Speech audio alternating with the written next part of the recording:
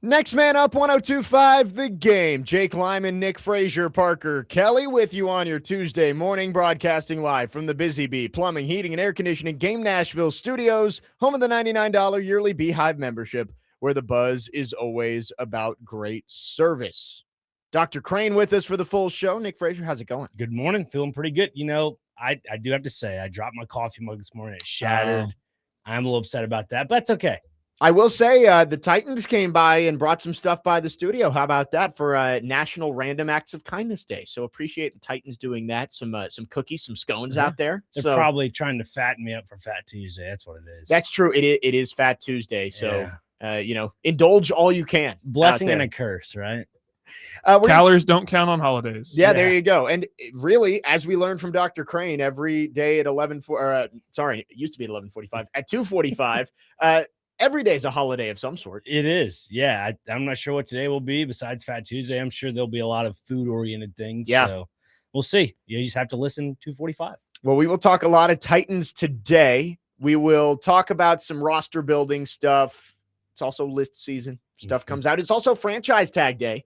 Teams can start tagging players today through March 3rd.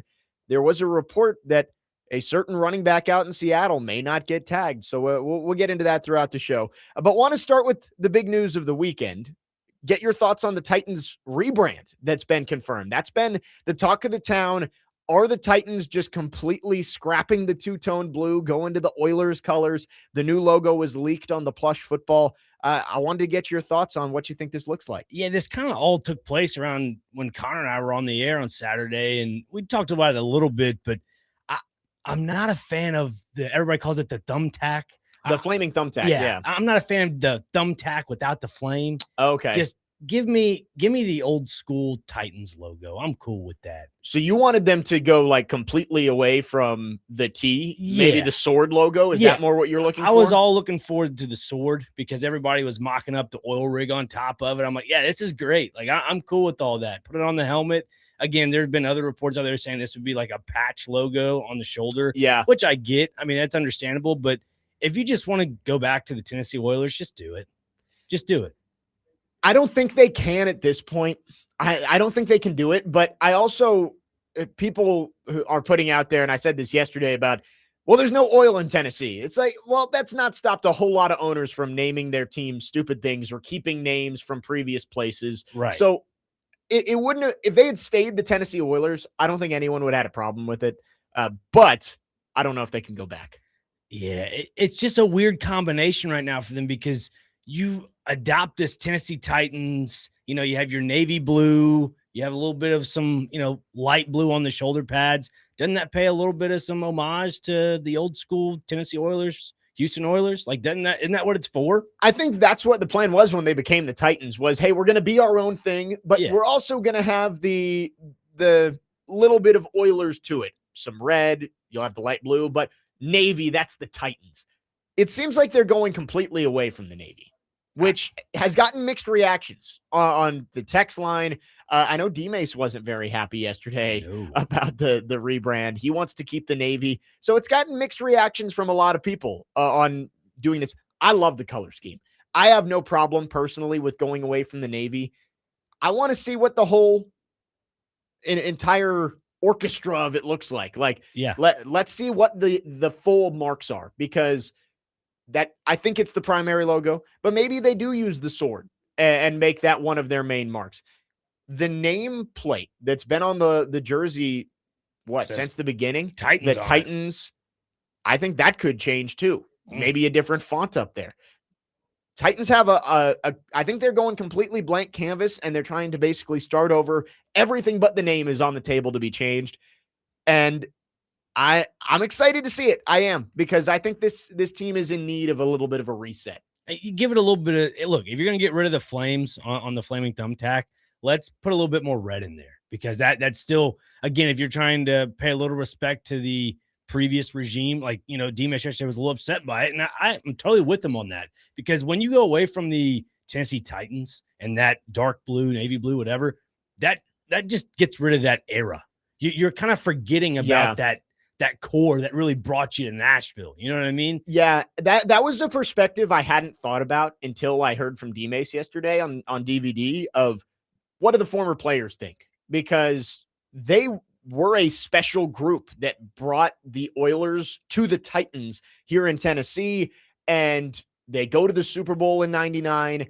And those jerseys, I think we're going to look back in 10 years if they do make this change and go more Oilers centric and say, hey, we want throwback Titans uniforms. Like, obviously they're still going to be the Titans, but let's get the two-tone blue back. I mean, I'm looking we've got the bobbleheads here with the Eddie George and Kevin Dyson.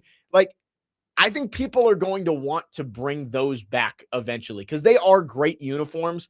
But I do enjoy the embrace of the Oilers colors because I do think that's the best look that the Titans have. Sure. I mean, compared to Tampa Bay, this is the equivalent of the creamsicle. This is exactly what it is. For sure. And so you look at that, and I compare it also to the Nashville Predators because they went through a full-on jersey rebrand in some aspect of that. Like, you look at the beginning of their time, they had the navy blue, they had the white, and then you bring in that mustard yellow color in 04, 05, around 06, and that, time frame. Then they've gone on to do everything else. Then they've gone on to go full on gold. They've adopted it. That was a small color to their entire color scheme, and now it's become their primary. And I think that's kind of what the Titans are going for is you've gone with this for so long, you have a little bit of red. Make that a little bit of your primary too. Yeah, I think it's the Titans. They had something that worked for a long time. The original Titans uniforms worked. They're good uniforms. Sure. The white helmets, the two-tone blue, I like those uniforms. And if they came out and said, we're just going back to the originals, I'd have no problem with it. They messed up with the rebrand in 2018. Yeah. These uniforms are not good. There are redeeming qualities to it, but the font is not good. The shoulders with the swords is not good. The Navy helmet's not good. They need a rebrand. And I think it shows that they're listening by playing the hits. I know there are people out there who say we don't want to go back to the Oilers colors, but I would say a vast majority of the fan base, the things that the fan base wants in terms of uniforms, more Oilers, more red. And it seems like that's what they're embracing. And Joe said it best yesterday. Joe Dubin said, everybody loves nostalgia. Nostalgia is king in this aspect. And that's kind of what the Titans are running for, And again, I'm in the camp of, yes, good idea, along with you, of kind of rebranding this thing to Oilers, whatever it may be. But don't forget about the past. And that's what I'm kind of with D-Mates on this. I'm a little upset by that because born and raised in this market, I didn't know the Tennessee Oilers. I didn't grow up watching Tennessee Oilers football. That was only for a small amount of time.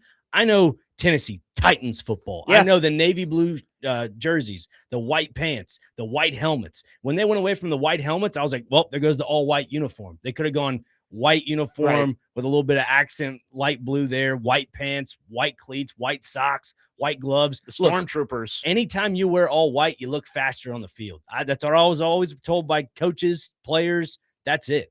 I love the all whites. And I hope it's a white helmet. I really do.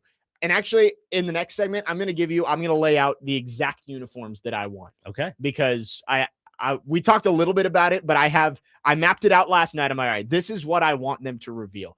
On the text line, driven by WilsonCountyHyundai.com, lots of thoughts. Robert says, I don't like the color scheme. It's not Titans. It's Oilers. The Titans have history, and I get that. That's what a lot of people say.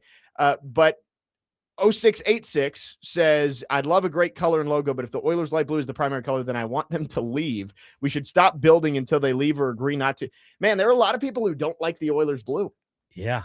Look, this is Nashville. We're not in Houston. I get Amy's pocketbooks are in Houston. I get her address is in Houston. But this is the Tennessee Titans. Yeah. And again, yesterday, John McClain was on with Chase and Big Joe, and he mentioned that Bud didn't want to go with the Oilers. That somebody mentioned they want to go with the Pioneers, and they want to go full away from the Oilers namesake.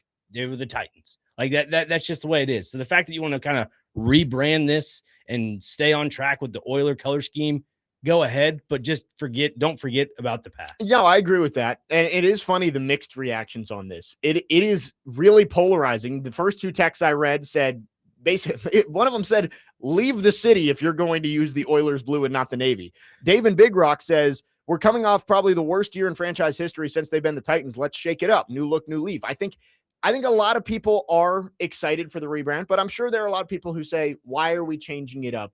Let's stay the Titans. We don't need to try and be the Oilers. And for me personally, I wouldn't be a Titans fan if they weren't the Titans. Yeah. When I was 5 years old, my favorite TV show was Teen Titans, and that's how I became a Titans fan. I didn't grow up here. I didn't know that. Okay. I became a Titans fan at 5 years old because my favorite show was Teen Titans. So I have respect for the Titans name. I don't think they should change the name, but I'm fully on board with them changing the look. Yeah. Like if I was a jersey designer, I would put, you know how they have the Titans on the chest plate right now? Just put Tennessee in a very, I'd say not cursive, but a cool font in red on the front plate. I kind of like a script. Yeah, script, a little Tennessee on the front. Yeah. That's all I want. We'll see. There's going to be a reveal here at some point, and I know some people are going to love it. Some people are going to hate it. I think eventually you are going to look back and say throwback original Titans uniforms are going to be cool, and that's going to come back at some point. But I'm all in for a rebrand. I think the Oilers stuff is great. Fans love it. I think the players really like it. I'm in for it now. We'll see. I maybe it doesn't end up looking very good, but there's a reason that they brought those throwbacks back, and everybody pretty much universally around the league said that's one of the best uniforms in the entire league.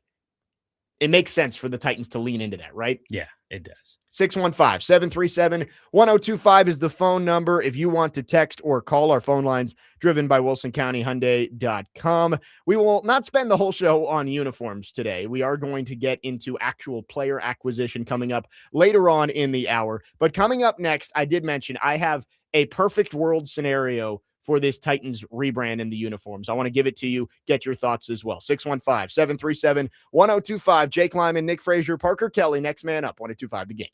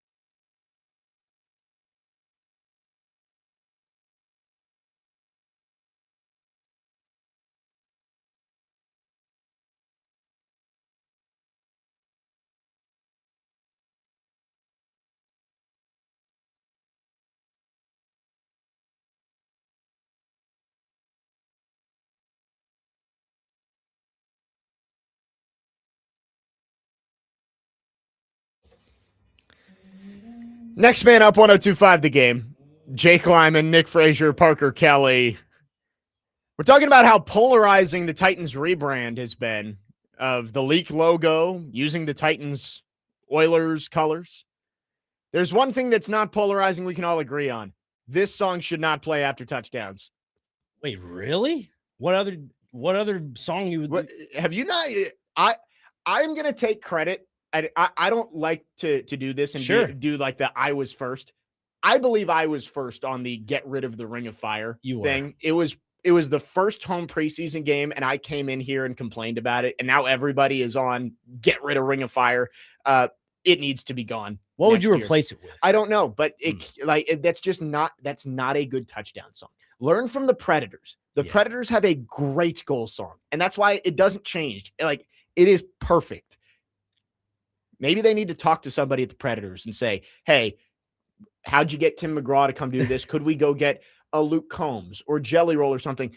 Change one little lyric or something to say Titans in it, and that can be your touchdown song. I don't care. Find something different. That's fair. I just would like to keep the nostalgia factor to all this.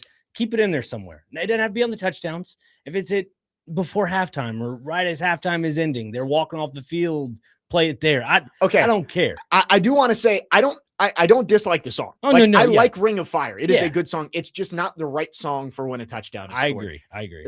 The idea was fine of let's have live trumpets and we're going to do Ring of Fire. It in reality, it doesn't work out. It is not a good touchdown song. The concept is there. The concept, I totally understand them trying it. It hasn't worked. Time to change it. Anyway, on to the Titans' possible uniforms. I have come up with an idea for my perfect world. If the Titans released their new uniforms today, this is what I would want. So I want 3 main jerseys. Of course, the Oiler light blue, the Titans blue, white, and red. Those are your 3 main uniforms. Red. It's time. I think that's something everybody can get on board with. I have not seen one person say we don't want red uniforms. I'm ready for the red. So those are your 3. Your home is the light blue, your away is the white, your alternate is the red. You've got 2 helmets. You've got a white and you've got a light blue. Okay. And the light blue is going to be paired with your rivalry uniform that you're getting this year as part of the NFL Rivalries initiative. So 2 divisions getting it. The light blue will be worn with a black uniform with light blue accents and numbers. Interesting. So you're going to do a light blue helmet with, what was the jersey combo there? So this is the Rivalries uniform. Right. It's going to be light blue helmet with a black jersey, black pants, and light blue accents, numbering, lettering. I wouldn't be opposed to that. I know the NFL loves the black jerseys. I wouldn't be opposed to it. I think every team should have a black jersey, especially for the Titans, where the light blue or the red would pop off the black. I think that would be great. So that is my perfect world if the Titans release the uniforms. I think to add on to that, for the alternate, instead of I'd say a blue helmet, make it a white helmet, but the accent, let it be like a bronze brown, just to pay homage to oil. Oh, so like instead of having like your black on, the baby blue, do black, and then numbers might be a little hard to see, but do the bronze. Yeah, I think it'd be an accent. That's a play-by-play announcer's worst nightmare. But I think the concept would be there. So, I mean, if you can add some sort of bronze brown in there, that would be pretty cool. Because, like, when you put, the oil and it leaks off your hands, you just see a bronzing color. Yeah, and the oil part of it, remember when they released the Oilers throwbacks and the teasers that they released was the oil dripping down? A lot of people thought they might be going with black uniforms, which was probably stupid looking back of like, no, it's just Oilers. But I think it's time for a red uniform and a black uniform. If they released that combination tomorrow, I would round of applause, clap it up. The Titans killed it. Now on the helmet, the baby blue helmet, what is the face mask color? Because I've seen some mock-ups online and I'm not too happy with it.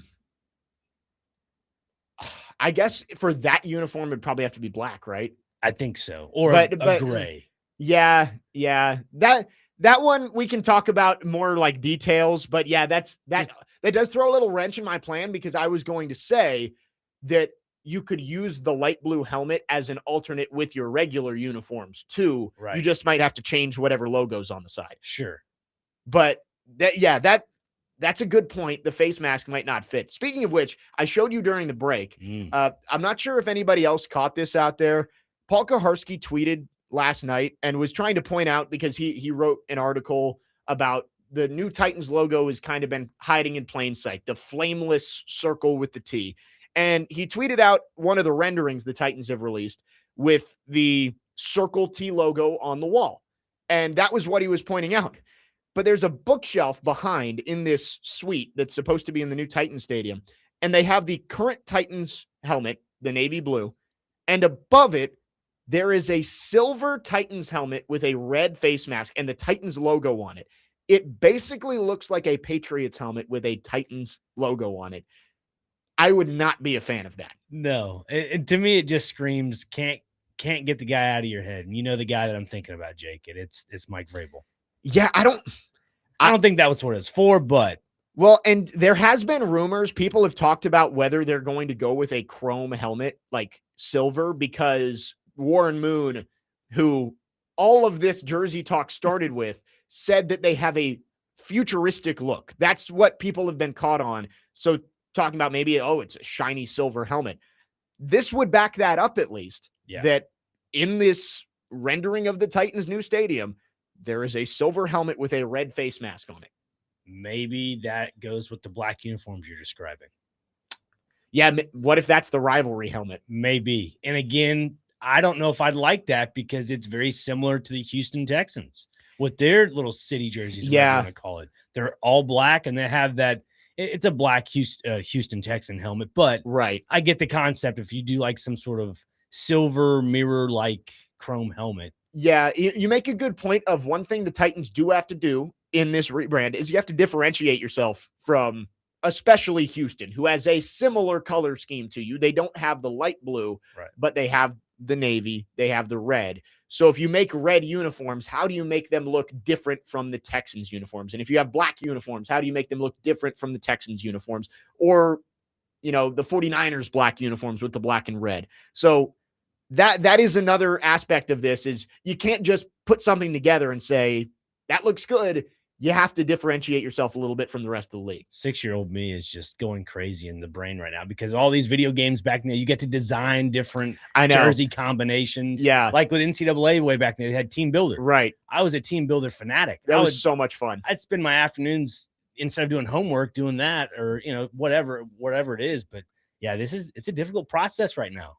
And I am still of the belief that there is going to be something from the Titans this week, right? I think you have to at least put something out there in the water for people to focus on. Right. Or else you might start to see other stuff get leaked, or you kind of let the mob run away with just this plush football logo that we saw. It's like the Titans want to control the narrative. And I think by putting out a little teaser this week, they can start to do that. Put out a date when the uniforms are going to be released, or put out a date when the new logo is going to be released. Something like that, I think, could help the Titans in this process rather than just let everybody continue to go on with these AI mock-ups and conspiracy theories and all this kind of stuff. I think the Titans need to put something out this week about the new logo. I disagree. Really? Yeah, I think the AI mock-ups, the stir online is a good thing. I guess it gets people talking about it, right? It gets them talking, and it's less stuff that the Tennessee Titans have to spend money on when it comes to making these mock-ups and graphics for their social media team. They're like, oh, we have a fan base. Fans are doing for us. Go ahead. Keep doing what you're doing because we'll release it whenever we want. That's fair. That's fair. Somebody did look back and see when the Titans released their last batch of uniforms in 2018, and it was April the 4th, I want to say. I saw this yesterday. So it's going to be before the draft. They're not going to let their first-round draft pick walk up there and hold up the wrong jersey. So it'll be sometime in the next 6 weeks, maybe 2 months, that we'll find out about these new jerseys. But I would guess we start to see some sort of tease from the Titans. Now that everybody knows it's real and that because the only thing we really had to go on before this was the Fanatics sale. All of the Titans merch went on 40% off sale. 60. 60% off. Yeah. So that's all we had to go on was that's what happens when teams get new uniforms. Now there is a confirmed leak of a logo. I think we're going to start to see some stuff come out here. I'll give my prediction. I'll say it's 2 weeks before the draft. Okay. That seems about right. Yeah.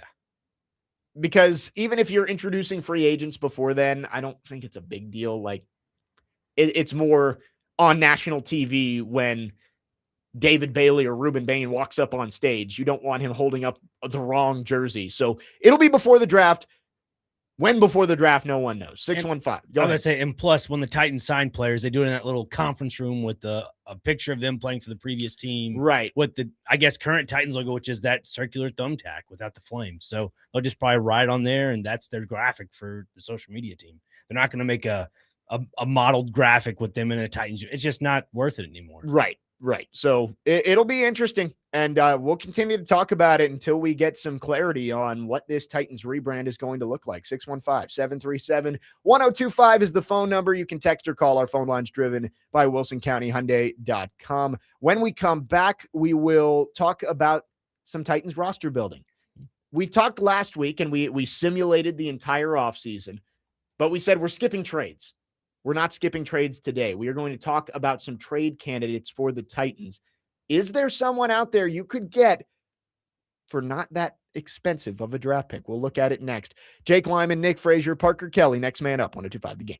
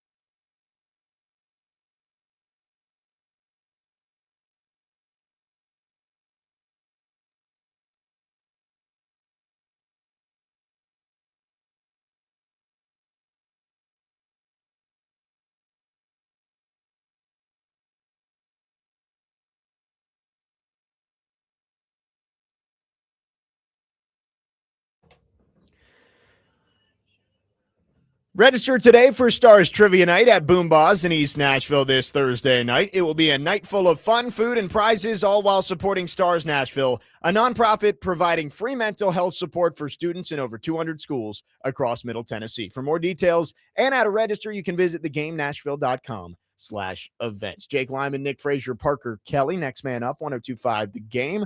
So last week, Nick, Parker, and I went through and we simulated the Titans offseason. I said, let's stay away from trades, and we did. But maybe a trade could be a solution to the Titans' wide receiver problem. There's been a lot of talk about how do the Titans get better in that room. A draft pick, I think, is 100% necessary at wide receiver. You need to get another young player who you think can develop into a top-line guy for Cam Ward. But you also need a veteran presence in there. You can't run out a wide receiver room next year of draft pick Chimdike, Alec Iamaner, Bryce Oliver, Xavier Restrepo. It can't be all young guys. We've talked about free agents, Alec Pierce, Romeo Dobbs, Juwan Jennings. We've talked about keeping Calvin Ridley, right? That is an option for the Titans if they choose to do so. But what about a trade? Bill Barnwell yesterday for ESPN put out an article of 11 trades he thinks could happen in the next month. And I was reading through it and I noticed a ton of the players he has being traded are wide receivers. DJ Moore is in there. Xavier Legette, Michael Pittman, Keon Coleman, Brian Thomas Jr. A.J. Brown was in there as well. I'm going to say not going to be A.J. Brown, but could you see the Titans for some of these guys maybe looking for a change of scenery? That's a Keon Coleman or a Xavier Legette. Maybe somebody that you could take on their salary and not have to give up too much of a pick. That's DJ Moore or Michael Pittman. I could see it for the Titans as a way to upgrade at wide receiver without having to go spend big money on a free agent who may not end up being worth that big contract. Yeah, DJ Moore seems to be a guy like that would really fit that bill. I mean, look at a guy like Michael Pittman. He's had those flashes of wide receiver one potential. I'm not too sold on that. I mean, you look at Brian Thomas Jr., another guy in Jacksonville is probably not going to leave. I think they're starting to catch some strides there. Xavier Legette's an interesting thought. Really interesting. He's one of the ones that I kind of circled in there. I agree. I think Brian Thomas Jr., the trade that they had for Brian Thomas Jr. was a 1-for-1 swap of the Bills got Brian Thomas Jr. and a 5th-round pick. The Jaguars sent a first-round pick, or the Jaguars get a first-round pick and Keon Coleman. So it was kind of like a, swap these guys, change the scenery, and the Jaguars get a first-round pick out of it. I think Brian Thomas Jr. is unrealistic. You'd have to give up significant draft capital for him. Yeah, a 5th in that does not sound right. The Titans cannot give up one of their first 3 picks this year in a trade, unless it's for somebody ridiculous, obviously. But I could totally see them going out and maybe if it's Keon Coleman, maybe if it's Xavier Legette, go out and get a young guy who hasn't had success in his first stop, but maybe he can be another young addition for you that could develop. And you probably wouldn't have to give up a ton to get a Xavier Legette or a Keon Coleman. I think maybe like a 3rd or a 4th. I would say maybe 4th or 5th. 4th or 5th. Yeah. To get one of those guys. And then the one that interests me as well is DJ Moore, because DJ Moore's a really good player, but I don't know if the Bears really want to keep him around. They've got the young guys and Roma Dunze and Luther Burden who are developing, and you're paying DJ Moore a decent amount of money. Titans have a ton of cap space. They could take on a good portion of that DJ Moore contract and probably not have to give up the pick that you would guess it would take to get a DJ Moore, right? Like, if you're just looking at the player, you say, oh yeah, if you're trading for DJ Moore, you'd probably have to give up 2nd or a 3rd. But with that contract, you might be able to get him for a 4th or a 5th, and you pair DJ Moore with a young player and the guys you already have. I feel like that puts your wide receiver room in a really good spot. Yeah, I could see it. I'm intrigued to see how Titans offense would be utilized with him in it. I mean, I get he's a wide receiver 1, but I wouldn't call him one of those prime wide receiver 1s, if that makes sense. Yeah. Sure, he's had some flashes in Chicago, but again, I don't know where he fits into the, I guess, mold of this Titans offense. That's my only concern. Yeah, and that's fair. Adam in Portland on the text line says, Nick Westbrook-Akine, possession guy who catches when he's thrown at. Also, Nick, you just like Legette because he sounds cool. That might be part of it for both of us. The Leggett accent is fun. I don't know if it's because he sounds cool. I think it's just his build on the field. He resembles that AJ Brown stature build. And again, it kind of fits the I guess criteria that we're looking at with DJ Moore. They fit that stocky wide receiver build that can add that extra pillar to your wide receiver room. I think that's what it is for me. I'm not sure what it is for you, but I'm sure it's something similar to that. And he rides horses. That too. I mean, hey, if you can ride horses and play football, there's nothing wrong with that. No, I'm in on Xavier Leggett because I think he has a lot of the traits you want, like you said. Yep. Size, speed. He was a high second-round pick for a reason. It hasn't worked out in Carolina. It's a buy low opportunity on a young player that still could have a lot of development to do. And if you're asking me whether I'd want to trade a 5th-round pick for Xavier Leggett or go sign, I know we signed him in our simulation last week, sign Romeo Dobbs to a $25 million deal, I'd probably say Leggett. And you'd have to supplement with someone else in free agency. Right. But maybe it's you go get a mid-range wide receiver, Leggett, and a draft pick. And I think that puts you in a decent spot with a lot of growth potential for that room. Adam Portland mentions Nick Westbrook-Akina, and we talked about him yesterday. He had 11 catches for 89 yards and no touchdowns last year. Again, the guy went to Miami, went to the beach for a little bit, got paid, and said, you know what? I think I'm going to go now because his contract's done. I think we are past Nick Westbrook-Akina. Yeah. Appreciate him for all he's done. Like Westbrook-Akina was a diamond in the rough player who made a lot of plays for the Titans on bad teams. Yeah. He doesn't need to be back here. He's one of those glue guys on a roster that you need to make that transition to the next phase in the franchise. Yes. The Titans are trying to improve the roster. Nick Westbrook-Akina doesn't improve the roster. He's a fine back of the room camp body type of guy who's maybe your 6th or 7th wide receiver, and you see if he makes the team. He's not a solution. Right. He's just a body. And if the Titans bring him back on a 1-year low money deal, I don't care. He's not a solution. Like, signing Nick Westbrook-Akina does not change the fact that you still need to add a draft pick and a free agent / trade. You need a draft pick and a veteran in this room next year. Yeah. And look, kind of adding on to your thought there, if they were to bring back Nick Westbrook-Akina on a 1-year deal, to me, that just fills out the wide receiver room and it just puts him over a Mason Kinsey or a Xavier Restrepo. Right. That's kind of how I look. And a Bryce Oliver. I would agree with that. Honestly, I would rather have Bryce Oliver than Nick Westbrook-Akina. Yeah. Like, I think with NWI, yes, he had the one really good year where he had 9 touchdowns 2 years ago. Great. That got him paid in Miami. I'd rather see a fully healthy Bryce Oliver get reps as your number 5 wide receiver than bring back Nick Westbrook-Akina. Yeah. It just doesn't work out. You need to add more talent at the top of the wide receiver room. The back doesn't really matter. No. Alec Iamander can do what Nick Westbrook-Akina did for you. Correct. And that's a guy that has, we're talking about Xavier Leggett. Growth potential. He has that low bar that has a high ceiling. Right.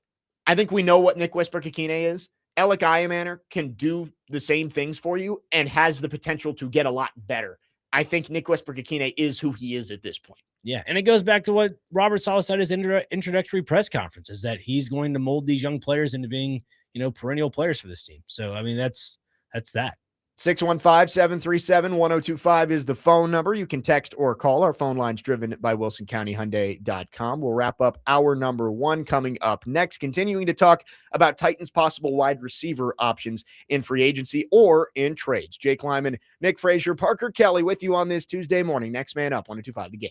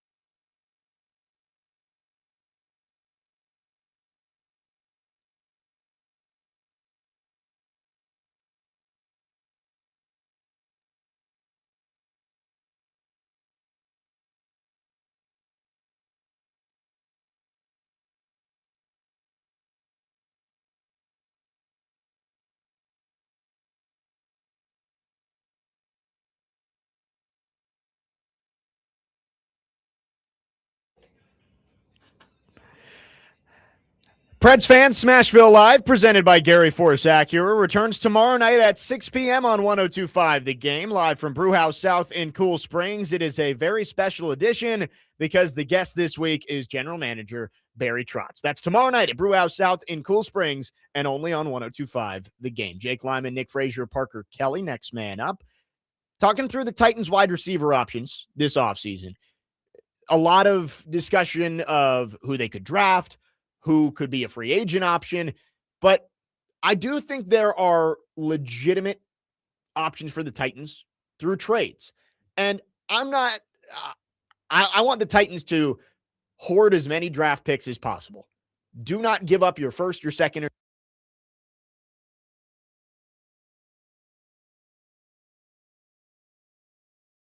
or I think a fourth or a fifth round pick. We talked Xavier Leggett in the first segment. How about Keon Coleman? He's mentioned in this article from Bill Barnwell as a possible trade candidate.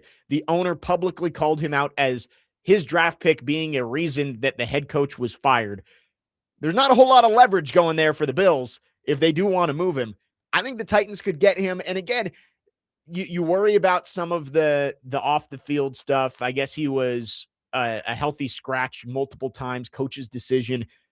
But again, a guy with a lot of talent that you could buy low on and hopefully with a change of scenery could end up turning into the guy who everybody thought was going to be a pretty good player coming out of Florida State. Jake, what's the longest pole you own at your house? Is it 10 feet, 20 feet, 30 feet, 50 feet?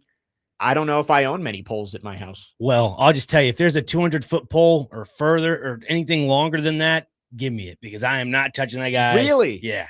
No thanks. I would be fully on board with a Keon Coleman trade if it's a fifth or less. And I think that's probably what it would cost to get Keon Coleman. Given the production that he's had and given the comments about him, I really don't think the Bills can really ask for much for Keon Coleman. I think that is a move for the Titans. You've got multiple fifth-round picks. Right. Why not give one up for somebody who was viewed as a borderline first-round talent 2 years ago and maybe just needs a change of scenery? If it doesn't work out, all it cost you was a fifth-round pick. Right, but that fifth-round pick could be somebody else in the draft. You never know. Like, that's kind of how I look at it. I look at this draft being a depth piece for this team. They need quality draft picks. And again, you could say anything about a fifth-round pick. It's, a throw at the dartboard, whatever. But for me, a Keon Coleman, if you were to bring a guy like that into this team, you wonder if Robert Saleh can get him to adapt to the team. Like, everybody's saying, well, even Joe saying it's like Vrabel 1.5 or whatever he's saying. If he can straighten him out, that's what I'm worried about. Can you straighten out the players off the field issues? I mean, we all saw it with Jeff Fisher. He managed it with, Adam Pac-Man Jones, but I'm not saying Keon Coleman's that. I'm just saying that that's the comparison you can kind of have in some form of a similarity. I don't see it with Keon Coleman. He's had some key drops last year with Buffalo during the season that kind of cost them where they're at. Well, they ended up at in the AFC, championship games? What it was? Second game before that. Excuse me. There's a chance that Keon Coleman sticks around. I know Joe Brady and Josh Allen, after the comments from Terry Pagula, came out and said, he's our guy. He's going to help us next year. But I don't know how you come back from that. I don't. And I would be totally on board with it. He had, through 2 years, 67 catches, 960 yards, 8 touchdowns. It hasn't been great for Keon Coleman, but the dude's an athlete. Like, this is a guy who was a two-sport player at Michigan State before he transferred to Florida State. I think there is potential there. You'd still have 2 years left on his rookie deal if you made this move. It's a really low-risk, high-reward move to get a young, talented receiver in your room without having to give up a ton of money or premium draft capital. I can't get on board with that. I look at the situation like the Titans were when they got rid of Treylon Burks and he went to Washington just scot-free. It wasn't in a trade, but it was scot-free. Yeah. He had that phenomenal play on Thursday Night Football in the back corner of the end zone with a one-hand catch from Marcus of all people. And then after that, he got hurt, and then the rest was, curtains.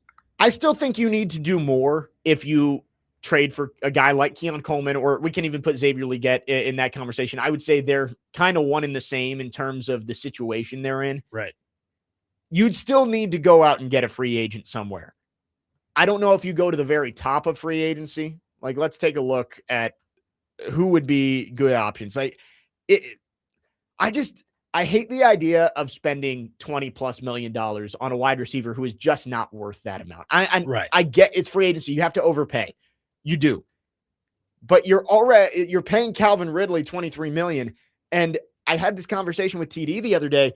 Are we really convinced that Jawan Jennings and Wan'Dale Robinson and Romeo Doubs are in that same conversation with Calvin Ridley based on what you'd have to pay him? I might just keep Ridley at that point. But I think I could get behind a trade for Keon Coleman and go sign, looking for a name that makes sense here, like a Hollywood Brown. To me, those are two of the same. They're role playing wide receivers in the scheme of it all.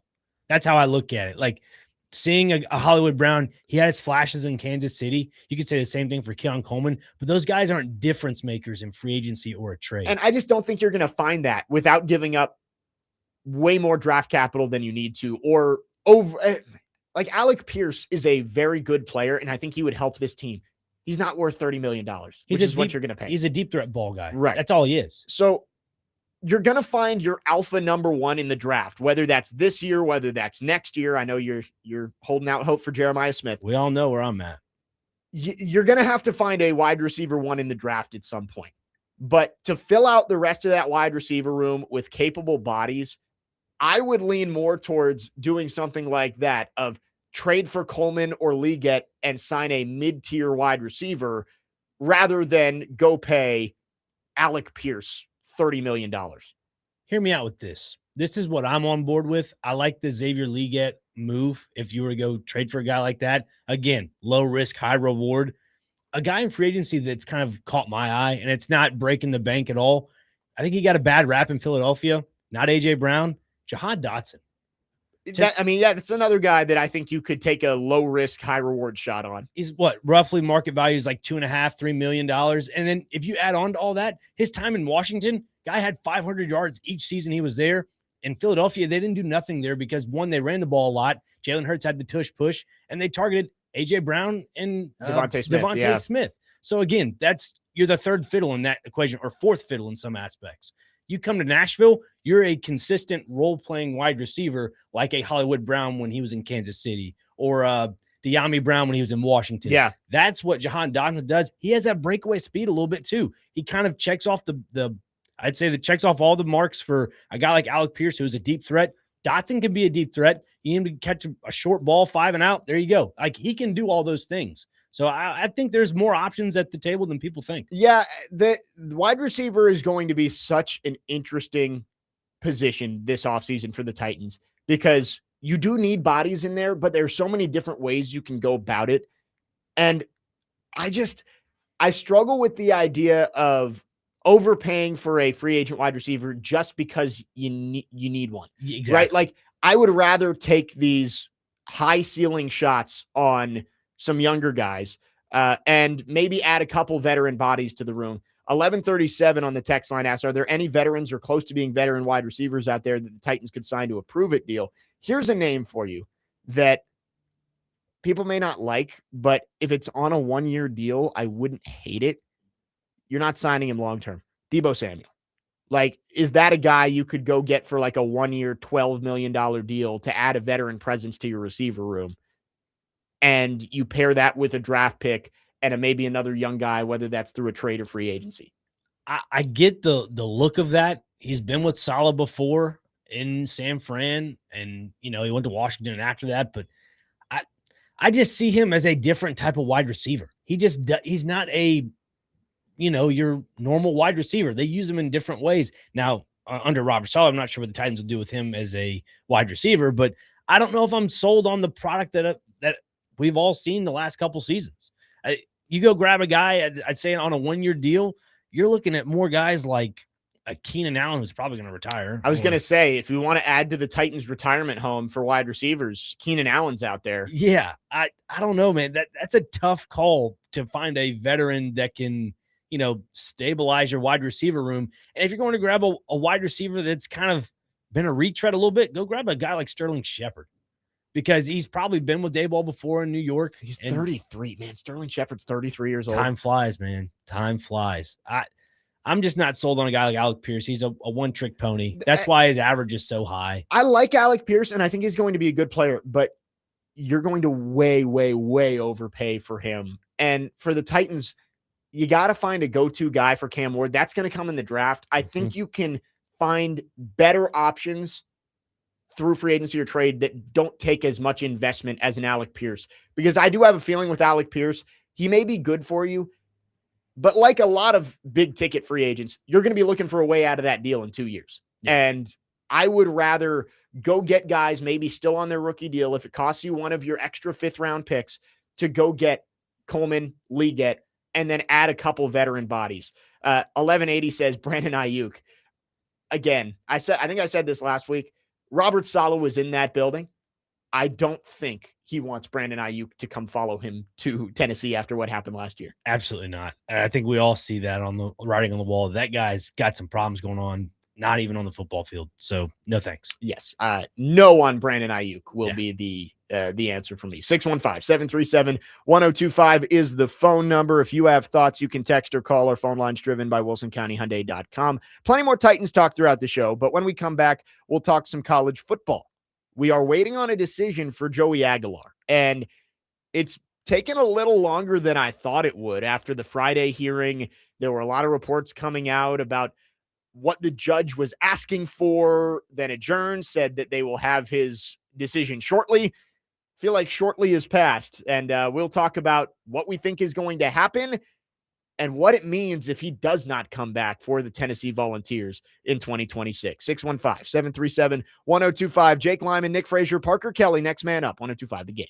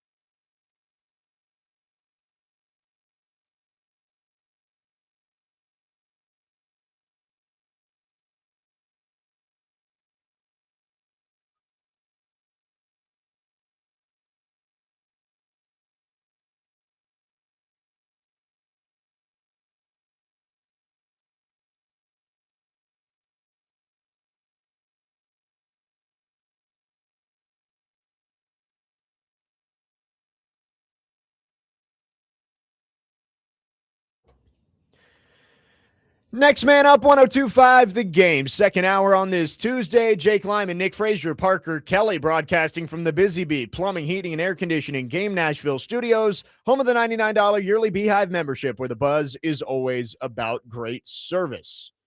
Lots of Titans talk in the first hour. We'll get back to, I guess we can only call him the two-tone blue for so much longer based on the rebrand. I guess just call him the toned blue. Yeah, the love you blue. Yeah. We'll get back to the love you blue, the Titans blue later on in the show. But let's talk some college football here. Joey Aguilar was in court on Friday arguing his case to get another year of eligibility based on his time playing in junior college. And the judge left, Judge Haggerty, I believe, out there in Knoxville, said that you should have his decision shortly. Well, we are still waiting. And this is a monumental decision for Tennessee's hopes in 2026. Not that they don't have okay talent in the quarterback room. George McIntyre, of course, redshirt freshman. You've got Faison Brandon coming in, the true freshman, 5-star quarterback. What's the name of the Colorado guy that they brought in? Ryan Stubb. Ryan Stubb. So there's names in there, but not a ton of experience. And it does feel like all the eggs are in the Joey Aguilar basket. It doesn't seem like he might get another year. Based on what the judge was saying on Friday, it seems, we'll call it a coin flip, but I would say maybe more likely that he does not get another year with Tennessee. Yeah, before Friday's hearing, I think going into it, there was I believe, an article written by Adam Sparks, and it was titled "The Courtroom is Orange" or something like that. And then after that, like you're talking about, it's just one of those, you're at a standstill. And if he doesn't get granted another year of eligibility, guess what? Looks like Tennessee is moving on, and they got to force one of those three quarterbacks to play. And that just throws a wrench into their, I guess you could say, college football playoff hopes. Right. I don't know if that's how high their aspirations were going into the offseason, but I think that's the hope every year for Tennessee, right? Well, yeah, but I mean, if you're trying to, not you, I'm saying in general, if you're a fair weather fan looking at the Vols, you think this team's not fully cut out to be a playoff team. I mean, if you don't have a perennial quarterback to lead the pack, then what are you doing? Then you've lost. I mean, not the case, but you've lost it putting a good quarterback in for your team. And they're going to have a good team, but they are losing a decent amount. You're losing your top wide receiver, Chris Brazzell. I know Jermod McCoy didn't play this year, but Colton Hood on the outside, also gone. It's going to be a very interesting year for Tennessee if Joey Aguilar doesn't come back, because that's now 2 years in a row that you've had to wait till at least February to get clarity on your quarterback situation. And I don't want to give Josh Heupel a complete pass again, because he could have been a little bit more, and I know they went after some quarterbacks in the portal, but have a better backup plan than you have right now.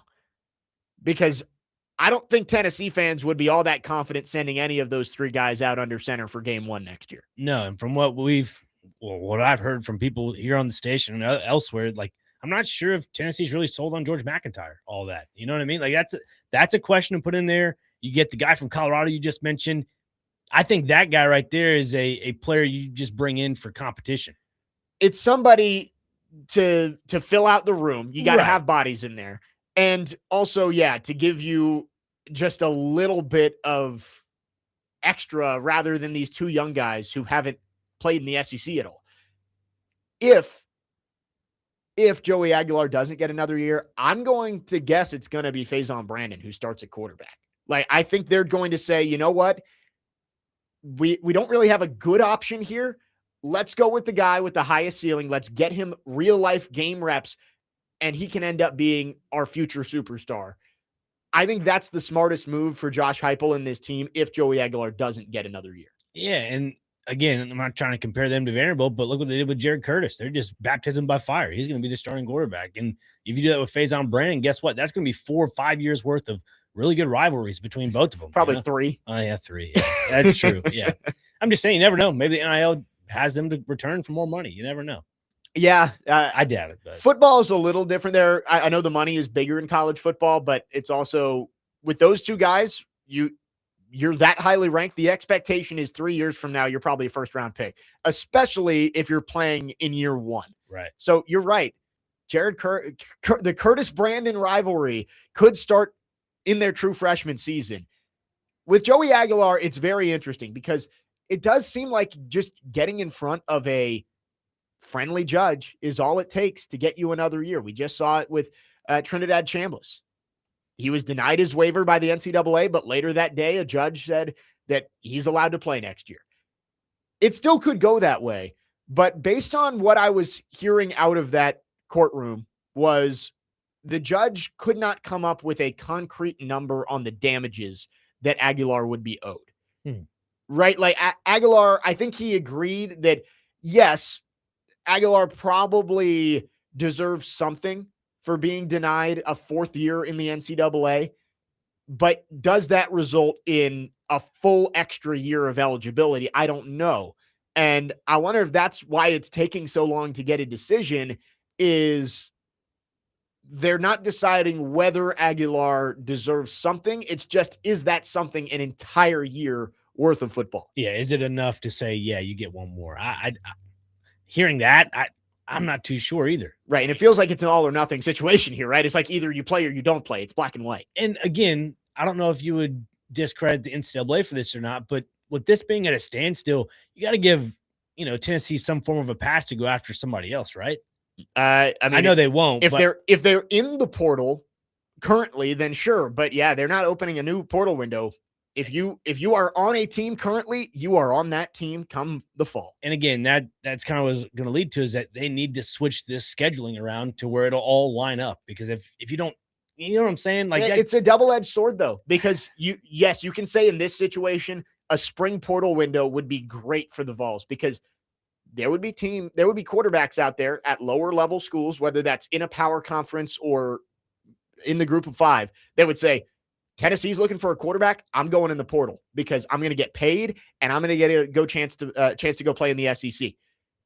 But it opens the door to the other thing that hurt the Vols last year, which is your quarterback can ask for more money and just dip after spring practice. So that's the issue you run into. And it's funny that the Vols are on either side of it. Is last year they really wished that there wasn't a spring portal window, because their starting quarterback left. This year, you're begging for a spring portal window because you might not have a quarterback, period.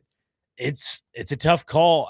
Connor and I had this conversation, I think it was Saturday, or it kindled from Chase and Big Joe with their conversation with, having, I guess, draftees from college football to be drafted by an NFL team, kind of like what baseball does. You stay on your college team, so forth. We kind of brought in the incorporation of use a G5 school to be your feeder team.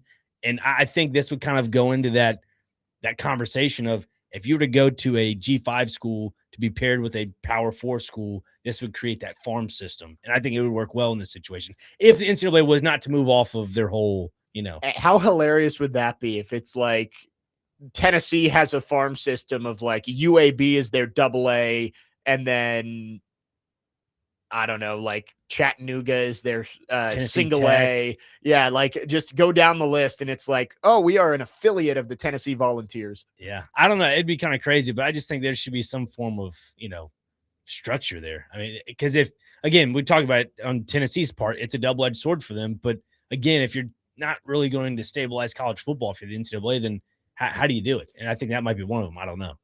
Lots to sort out. 615-737-1025 is the phone number. You can text or call. Our phone line's driven by WilsonCountyHyundai.com. Still waiting on a Joey Aguilar decision, which is going to have a big impact on Tennessee's season in 2026. We'll continue to talk about that next, and what we think might happen here based on what has come out of that courtroom.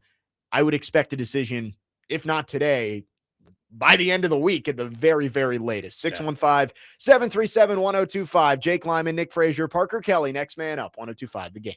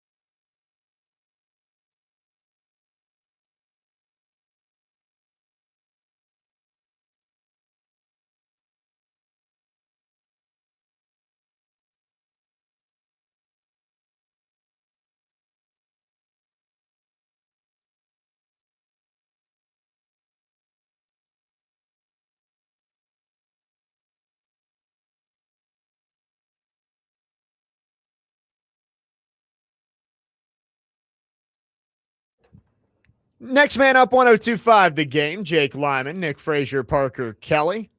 The Chase and Big Joe show will be live today from noon to 3 at the Putting Zone located at 3040 Sidco Drive. The Putting Zone is creating the next great recreational sport, competitive putting, and it is taken off. So join Chase and Big Joe and sign up for your chance to win tickets to an upcoming Preds game that is today at the Putting Zone. Very interesting stuff, the Putting Zone. It's fun. Par 7. So you've done it. Yes. Okay. I played the course twice. Oh, is it like just a full golf course, but you're putting like okay. Correct. And they have little white dots in the fairways. And so if you putt to that white dot and it sits on it, it doesn't go against your stroke. Oh, yeah. So you could play it that way. I just was taking the aggressive approach and hit it into the rough a little bit to kind of cut the corner. Gotcha. And, I think I shot an 82 the first time and then shot an 87 the second time. It's not great, but. Again, it said not mini golf. First 18-hole par 72 professional indoor putting course with dog legs strategy. So I'm excited I might have to go try this out. You got to. And if you want to go out today, again, chasing Big Joe out there from noon to 3, your chance to sign up and win Preds tickets to an upcoming game. That's pretty fun. Sounds like a lot of fun. There was a guy when I went a couple weeks ago. He, I guess, drove in from North Carolina and was there all week. He's a professional putter, apparently. Oh, yeah. Just putting. Yeah. And I asked him, I was like, so let me ask you, is it Myrtle Beach is where they host the Masters of putting? He goes, you're right. I was like, thank you. Of course you would know that. I know a little bit of something every once in a while. Our obscure sports expert over here. I'm a horrible putter too. Like that's the worst part of my game. Really? Yeah. I am the king of getting on in regulation and 3-putting and getting a bogey. I will say the coolest part about this putting zone place, right down the middle of the aisle, it's like a 160-foot putt. And it's at the very end. It's like, it looks like a guitar-shaped green. Oh. If you get it in the middle of their logo, you win a free Bettinardi putter. Wow. Yeah, it's 160 feet. You get one try. All right. I might have to try this out. Yeah. Again, 3040 Sidco Drive. Today, noon to 3, Chase and Big Joe will be out there. And I am tempted to go give it a shot myself sometime soon. Looking at the Joey Aguilar case, as he looks to fight for another year of eligibility, the judge heard arguments on Friday, going to come to a decision soon. With Joey Aguilar, we were just going through his collegiate history, and it's really interesting because this would be his 8th season of college football. Now, he did not play in 2019 at the City College of San Francisco, and then in 2020, the season was canceled due to COVID. Mm-hmm. So 2 years there, he didn't play a snap, and neither of those should count as a year of eligibility. Even if you go by the NCAA standards, you get a redshirt year. Everybody got a COVID year. Right. So he still should be at 0 at that point. Then he played 2 seasons for Diablo Valley Community College. So there's 2, but those are in JUCO. He played 2 years at App State and 1 at Tennessee. So that's now 5 years of quote unquote collegiate eligibility. He has been in college for 7 years now. But if you're going by what the court established with Diego Pavia, saying that JUCO rule, counting a JUCO season as an NCAA season is against a state law. I believe that's what caused the injunction that Diego Pavia got to play this year. Then, quite honestly, he should get another year, even if it looks strange to say that he's going to get to play, not just play 6 seasons of college football and be in college for 8 years. I wonder if, and this is a big if, I wonder if he's pleading for 2 extra years because you had COVID year. I'm just guessing at it because if that is the case, that gives, I guess, Aguilar more leverage in the long run of it all. Say if he does become a top prospect in the NFL, I think I'm going to go, wait a minute, I got an extra year. Maybe I can kind of hold back on something. I don't know if there's any argument for him to get 2. Well, I mean, we just did the math here. 5 years. I mean, Pavia got what? All of his JUCO years comped. Is that right? Let's look at, Pavia, there was the rumors that he was going to fight for 2 years because I guess technically he could have based on how long he played at the New Mexico Military Institute. Right. He was there for 2 years, then 2 at New Mexico State, 2 at Vanderbilt. So no, he played his 4 years of NCAA football. Yeah, he did. But I mean, as for Aguilar, though, those 2 years where he's at the City College of San Francisco didn't play it down. Right. And like, one of those is a COVID year, so everybody gets that. And then the other one is, yeah, I don't know if he has any argument for two, but there is an argument to be had there for one. And it's going to be very interesting to see what happens because we were going through it. This means a lot for Tennessee. I think with Joey Aguilar, this team can look at it and say, hey, we've got a returning quarterback. He played really well for us at times. We didn't have the season that we wanted, but we were right in that Georgia game. We make that kick. Who knows how this season plays out the rest of the way? Right. So this is a team that you can look at and say, with Joey back with another year under his belt, he's played in the SEC. This is a team that can make a push for the college football playoff. Again, I just don't, no matter how talented these young quarterbacks are, I don't know if you can say this is a college football playoff team with a redshirt freshman, true freshman quarterback going under center. Yeah, even with Aguilar under center, in my opinion, I don't think that team is a college football playoff contending team. That's just, I guess I'm being a negative Nelly when I look at the Tennessee Vols. People call me a Vols hater, whatever. I love Josh Heupel. I love his offense. It's fantastic to watch, but I don't know if Aguilar's the sole saving answer for that team because this past offseason, everybody's like, all right, Aguilar, one and done. Go on. Appreciate what you've done. Kind of like we talked earlier with Nick Westbrook-Ikine, having that glue guy, that veteran player. I think it's the same thing for Joey Aguilar in this case for this Vols team. Yeah, I don't think Joey Aguilar is good enough to get this team into like the national semifinals or something like that. But right. I think there's a chance with the talent around him, they could get to a college football playoff. But I think you're right. It is funny. If Tennessee had gotten Sam Leavitt in the portal, no one would be caring about this court case with Joey Aguilar. And you're just in this situation where you're kind of left with option A, experienced quarterback coming back for year two in the system, or option B, which is a complete unknown, despite the talent that these players have. I think a lot of Vols fans would say, you know what, let's get one more year with Joey. Maybe we make a push for the playoffs, but come next year, Brandon's going to be ready to go, and he can be our guy heading into his sophomore season. Yeah, I could see that too. I mean, look, if you mentioned the whole Sam Leavitt thing there and they were to land that, Vols fans would hear about this, but it would only be for him so he could transfer somewhere else if he were to win that case. That's where it'd be. He'd just try to transfer somewhere else, essentially. On the text line, 2438 says, there is no argument. These guys need to get a job. Everyone complained about Stetson Bennett being 26 when he left Georgia, but now every single one of these fan bases want their players to play 7 years of college football. And I do agree with that. It is kind of comical to look at Vols fans now who are all saying, oh, Diego had to sue to get himself back in college football. And now it's just like, please let Joey come back. Yeah. It's crazy how the roles reverse a little bit when Vandy becomes a top dog in the state too. Joey Aguilar has always, I mean, it's how it works, has always been older than Diego Pavia, which I always thought was funny. It's like these Vols fans complaining about Diego being old, and it's like, your quarterback is older. He has been playing college football for more years than Diego Pavia has. See the gray hairs in that soul patch? Yeah, there's a reason for that. 4704 asks, how many degrees will Aguilar have after 8 years? This is a good question because like the Carson Beck comment at the national championship game kind of got my gears turning a little bit of how much do these guys go to class? Once you graduate, like Carson Beck said, I graduated 2 years ago. I don't go to class. Don't you have to be pursuing some sort of degree? Like, isn't that the rule?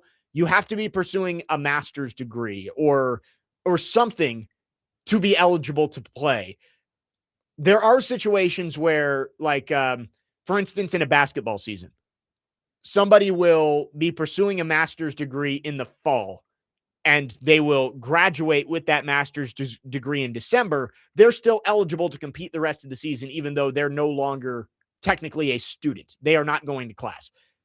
But for Carson Beck to say, I haven't gone to class in 2 years, I do wonder, how many degrees are you leaving college with when you're playing this long? You should be able to set yourself up for life, right? Like, you get an undergrad, you can go get a master's. Heck, you might be able to get a doctorate if you're playing 8 years of college football. with the money they're making, they should all be finance majors. I guess that's there you go. That's a good idea. Like he talks about it in a lot of like those street videos, walk and talks, like how'd you make your first million, like the School of Hard Knocks, whatever it is. Right. And I think he answers, goes, yeah, I have a finance guy that's teaching me a lot of things. If that's class for you, let that be class. Let that be at the university. Don't let that be a personal advisor. If you're Carson Beck and you're getting paid, the number was $4 million at Miami. Take finance classes the whole year around and say, all right, this is how I'm going to turn my $4 million into lifelong wealth that I can live off of. I don't think he's doing that. I think Carson Beck probably still believes he's going to be in the NFL for a while, and he'll get a chance. He'll be a draft pick. But these guys, you're right. It's like you got to set yourself up for the life beyond football. And if Carson Beck seriously was just not pursuing anything, that's a mistake. Yeah, like put some of that in a Roth IRA. Some of that put into stocks. Like you can, flex your money out different spots of the world. Not saying put it in an international fund, whatever that may be, in a international bank somewhere in Switzerland, where I guess that's where all the money is. I don't know. But just invest your money into good things, because right now, like you mentioned, he's probably banking on being in the NFL. And 2 years ago, he was one of the top prospects, and then became a dud, and then went to Miami and kind of resurged a little bit. So, I don't know. Just invest your money well, kids. Final thought on the Aguilar situation. I saw this article on Volunteers on SI, and it has a comment from Paul Feinbaum, who we all know, the end-all be-all around the SEC. He said this about the Joey Aguilar situation. My gut feeling is he's going to play, and I'm basing that on very little other than the fact that the judge kept referring to Tennessee as we. I just sensed that Aguilar, they're all different. My feeling is he's going to get that additional year. So there you go. Paul Feinbaum says that he thinks Aguilar gets another year. I've seen others say that they think it's more likely than not that he doesn't get the other year. It's all up in the air. Or was Paul misinterpreting? As we, as in Tennessee, as in the state of Tennessee. Yeah, I don't know. Come on, Paul. That'd be hilarious. That's hilarious if he was referring to the Volunteers as we. It's like, talk about a friendly judge. Yeah, the courtroom's orange. 615-737-1025 is the phone number. You can text or call. When we come back, we're going to talk college basketball. Vandy and the Vols squaring off on Saturday. They still have one more game before then. But I'm going to ask the question, who has a better chance to make a deep tournament run? We'll talk about it next. Jake Lyman, Nick Frazier, Parker Kelly, next man up here on 102.5 The Game.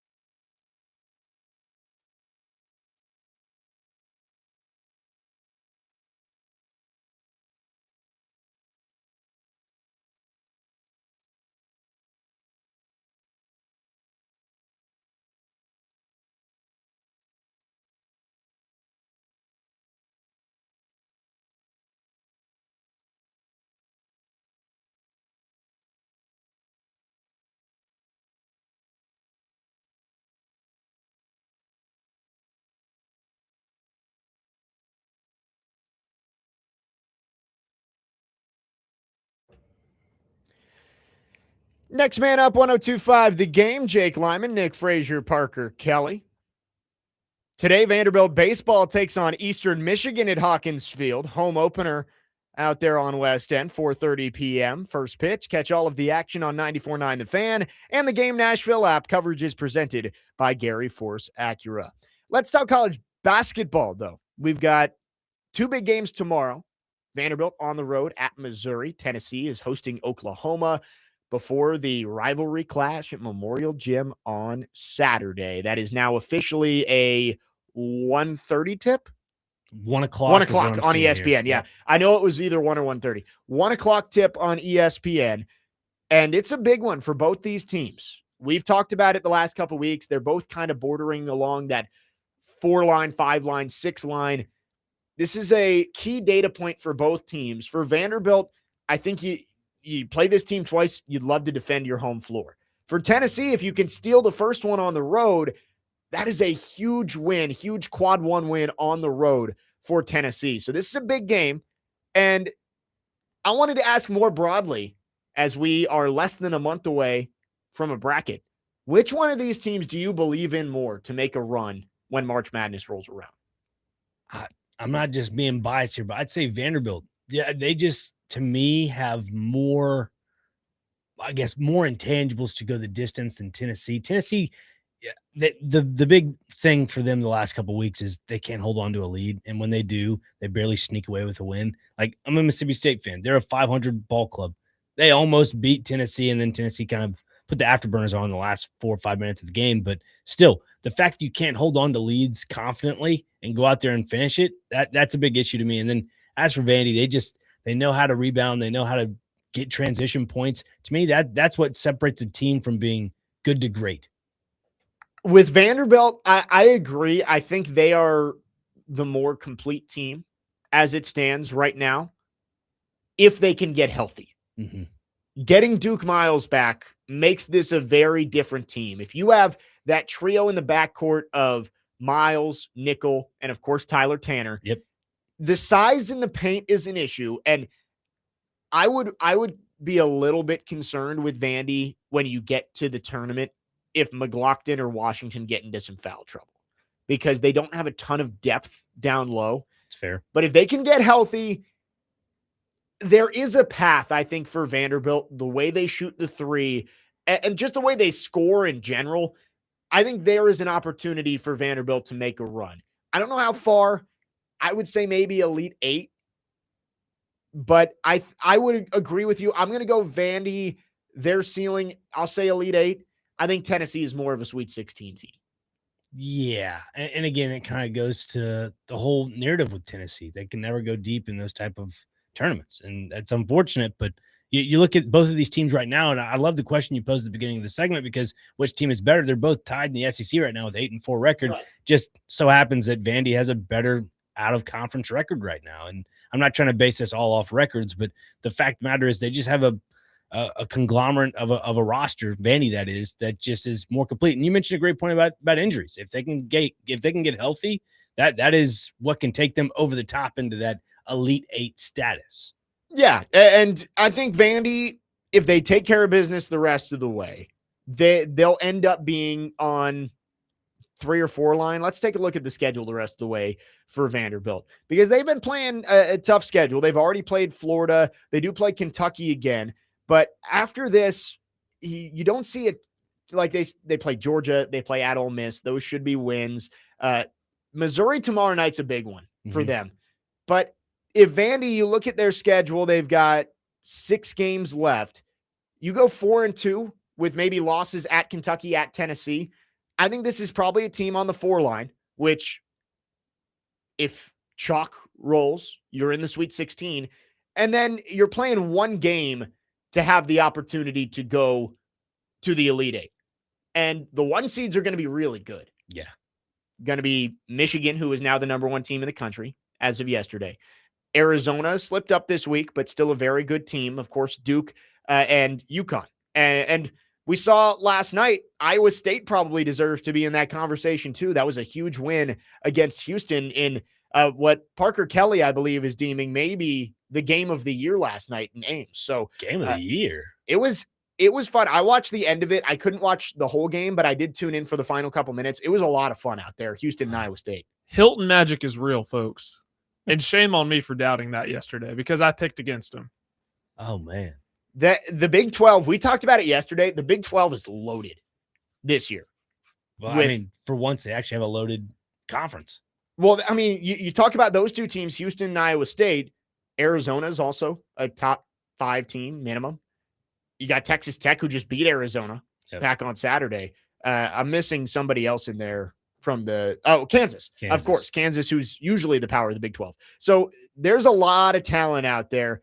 But I do look at Vandy as a team that their offensive ability, when they get hot, they can beat pretty much anybody. Yeah. And that's a recipe for a team that can make a run in March. With Tennessee, I don't see that quite as much, but they do have players that make you think if they continue, like Nate Amen is, of course, the name that's going to stand out.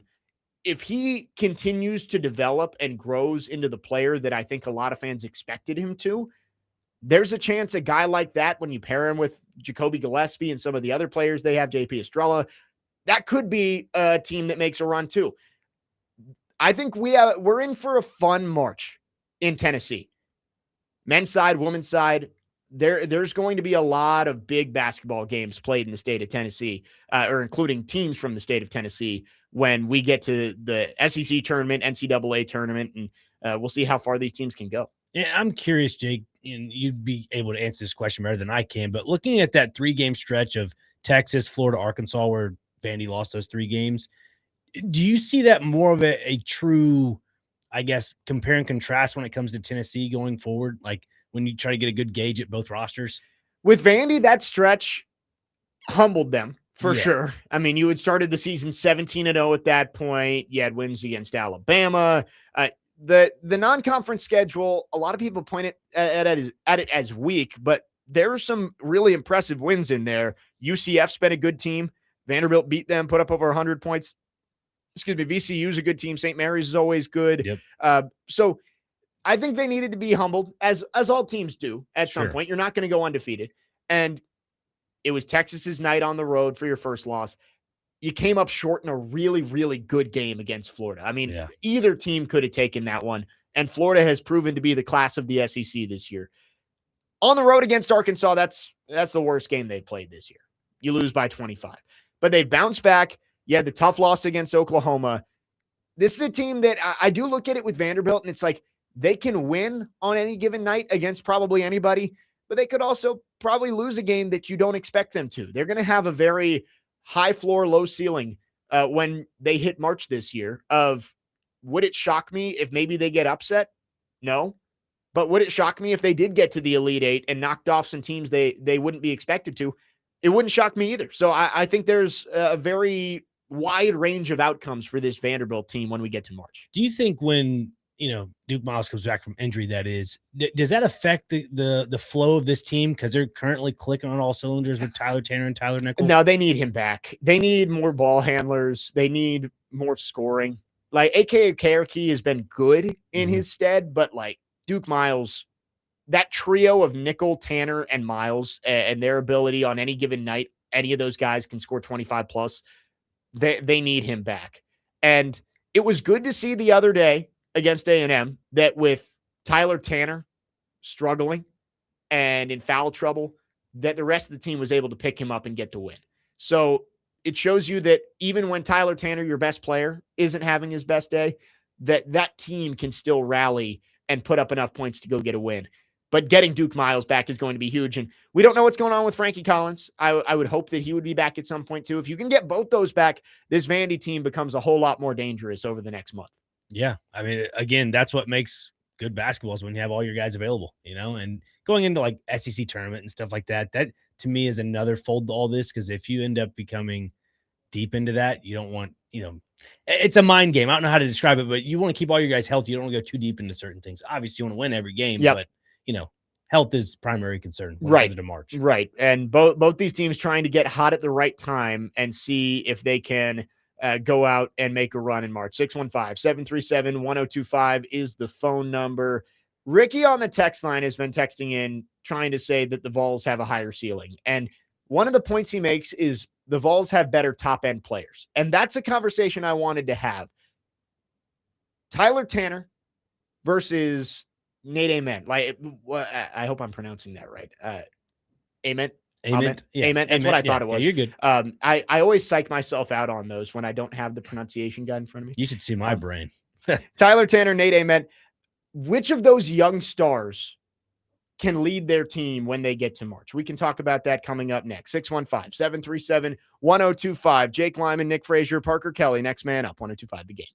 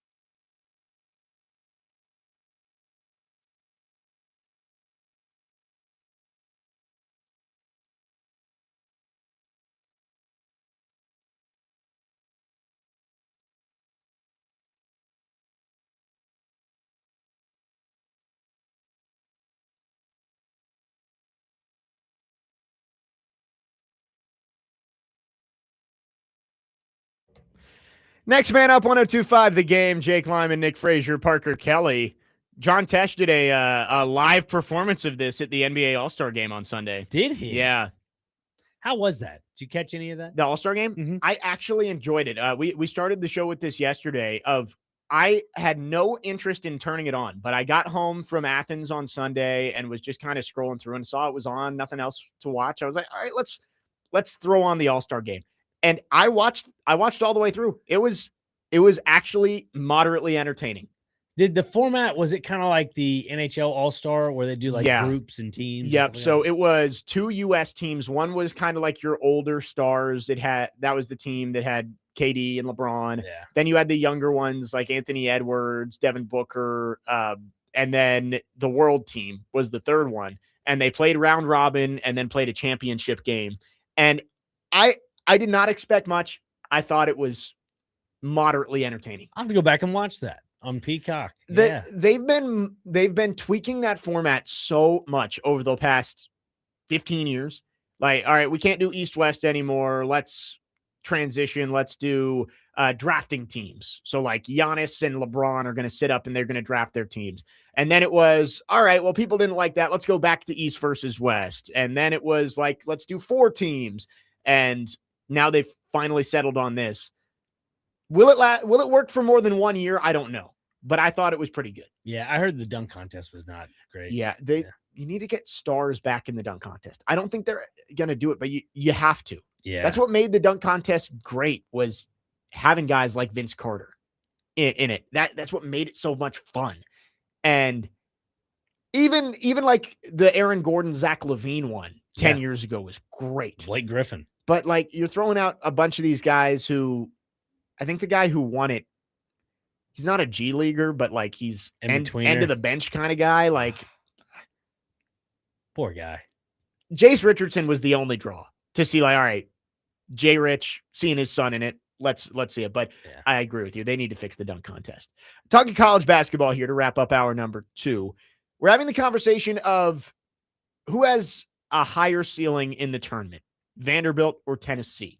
And we both kind of said Vanderbilt. I want to get Parker's thoughts on this too. Parker, do you see a world where either of these teams can make a deep run, and who do you see having that higher ceiling? Personally, I think Vanderbilt will. I see Tennessee as the ceiling is Sweet 16 just because of I don't really know what to make. They've won 6 out of their last 7, but it's so inconsistent night in and night out.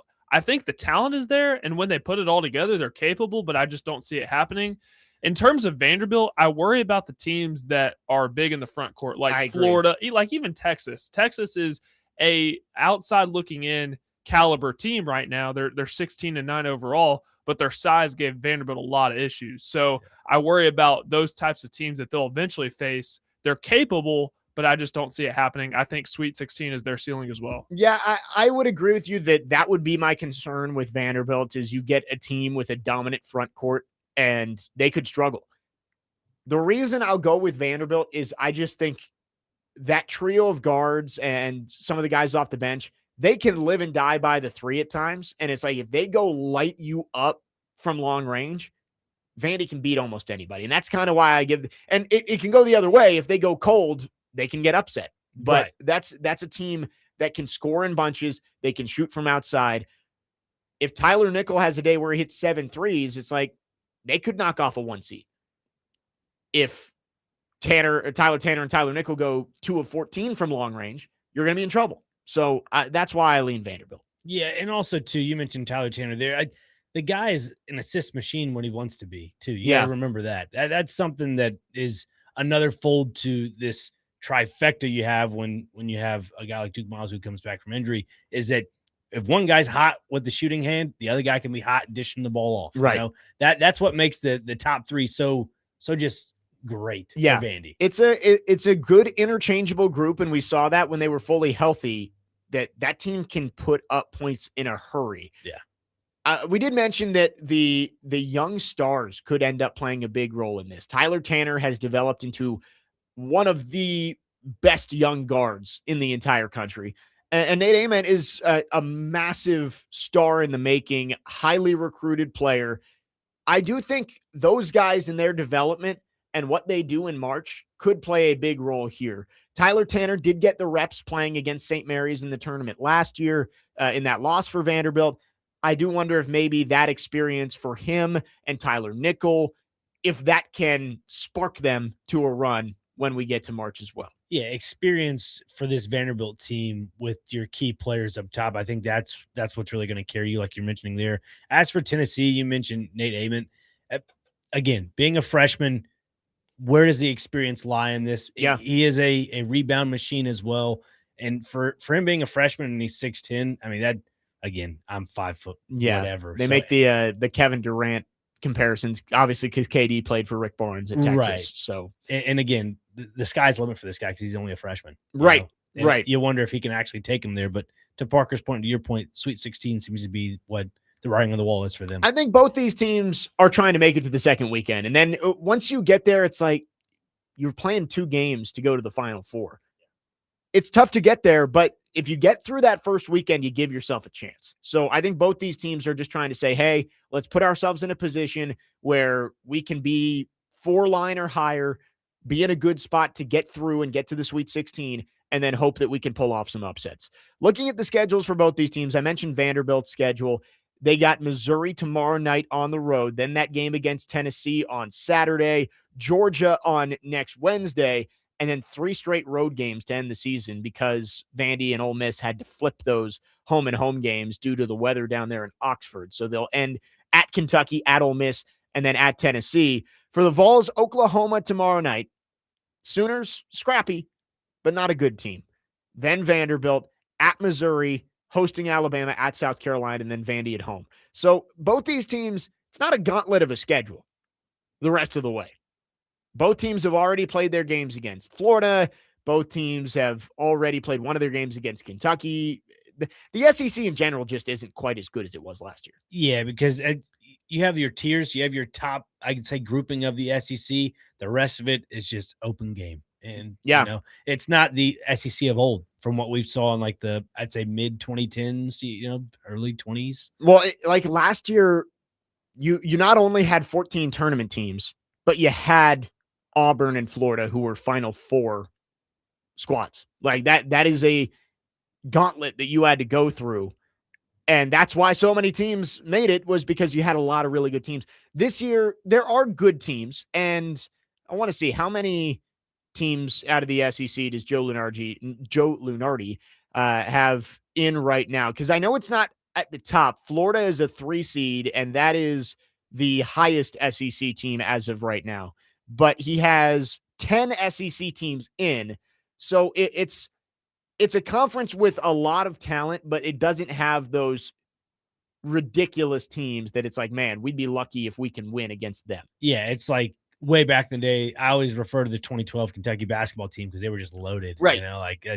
Your Anthony Davises of the world, and you're just not going to pass that. Right. Or was it 2015, the year that they almost had the undefeated season before they lost to Wisconsin? I think so. I have to double check. With Karl Anthony Towns and Devin Booker and Willie Cauley-Stein. Wow. That was a great team. That was the 38-1 record. Yes. Yeah. 2015? Yes. Yeah. Yep.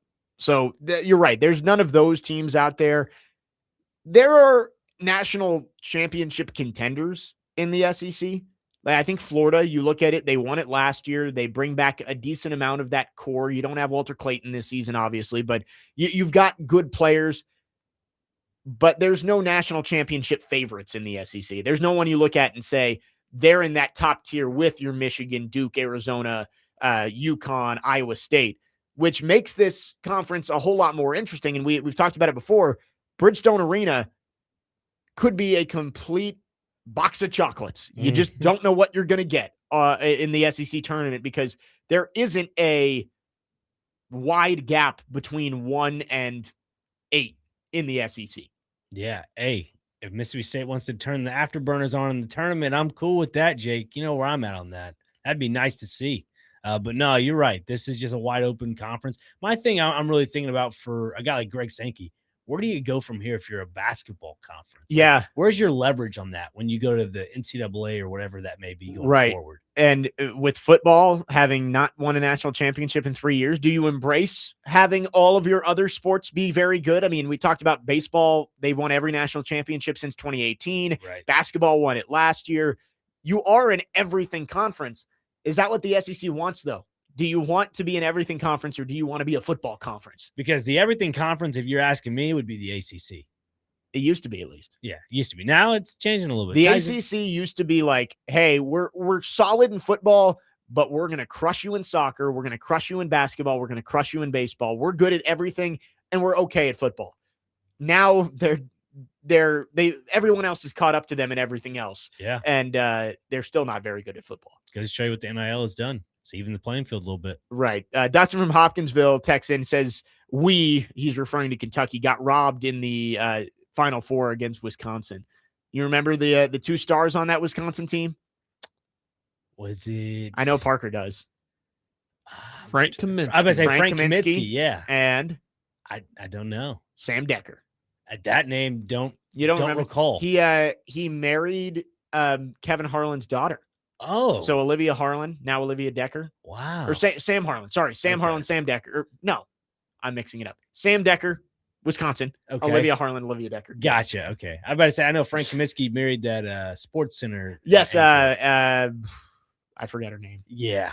But yeah, she was a Sports Center. I remember seeing that on Sports Center of her and Frank Kaminsky getting married. So yeah. Frank the Tank, man. Wisconsin. Wow. That was a good team. Came up just short against Duke in the national championship. 615-737-1025 is the phone number. We got one more hour on the show today. Olympic hockey raging on today after the day off yesterday. There are 2 games already in the books. We'll talk about those. Also, the U.S. will find out their opponent for the quarterfinal round later on. We will also talk Titans. There is a certain running back who might find its way to the free agent market. One that maybe not. Say it ain't so. Franchise tag, transition tag can now be put on players from today until March 3rd. Some news this morning. All of that is coming up in the final hour of the show. Jake Lyman, Nick Frazier, Parker Kelly, next man up, 102.5 The Game.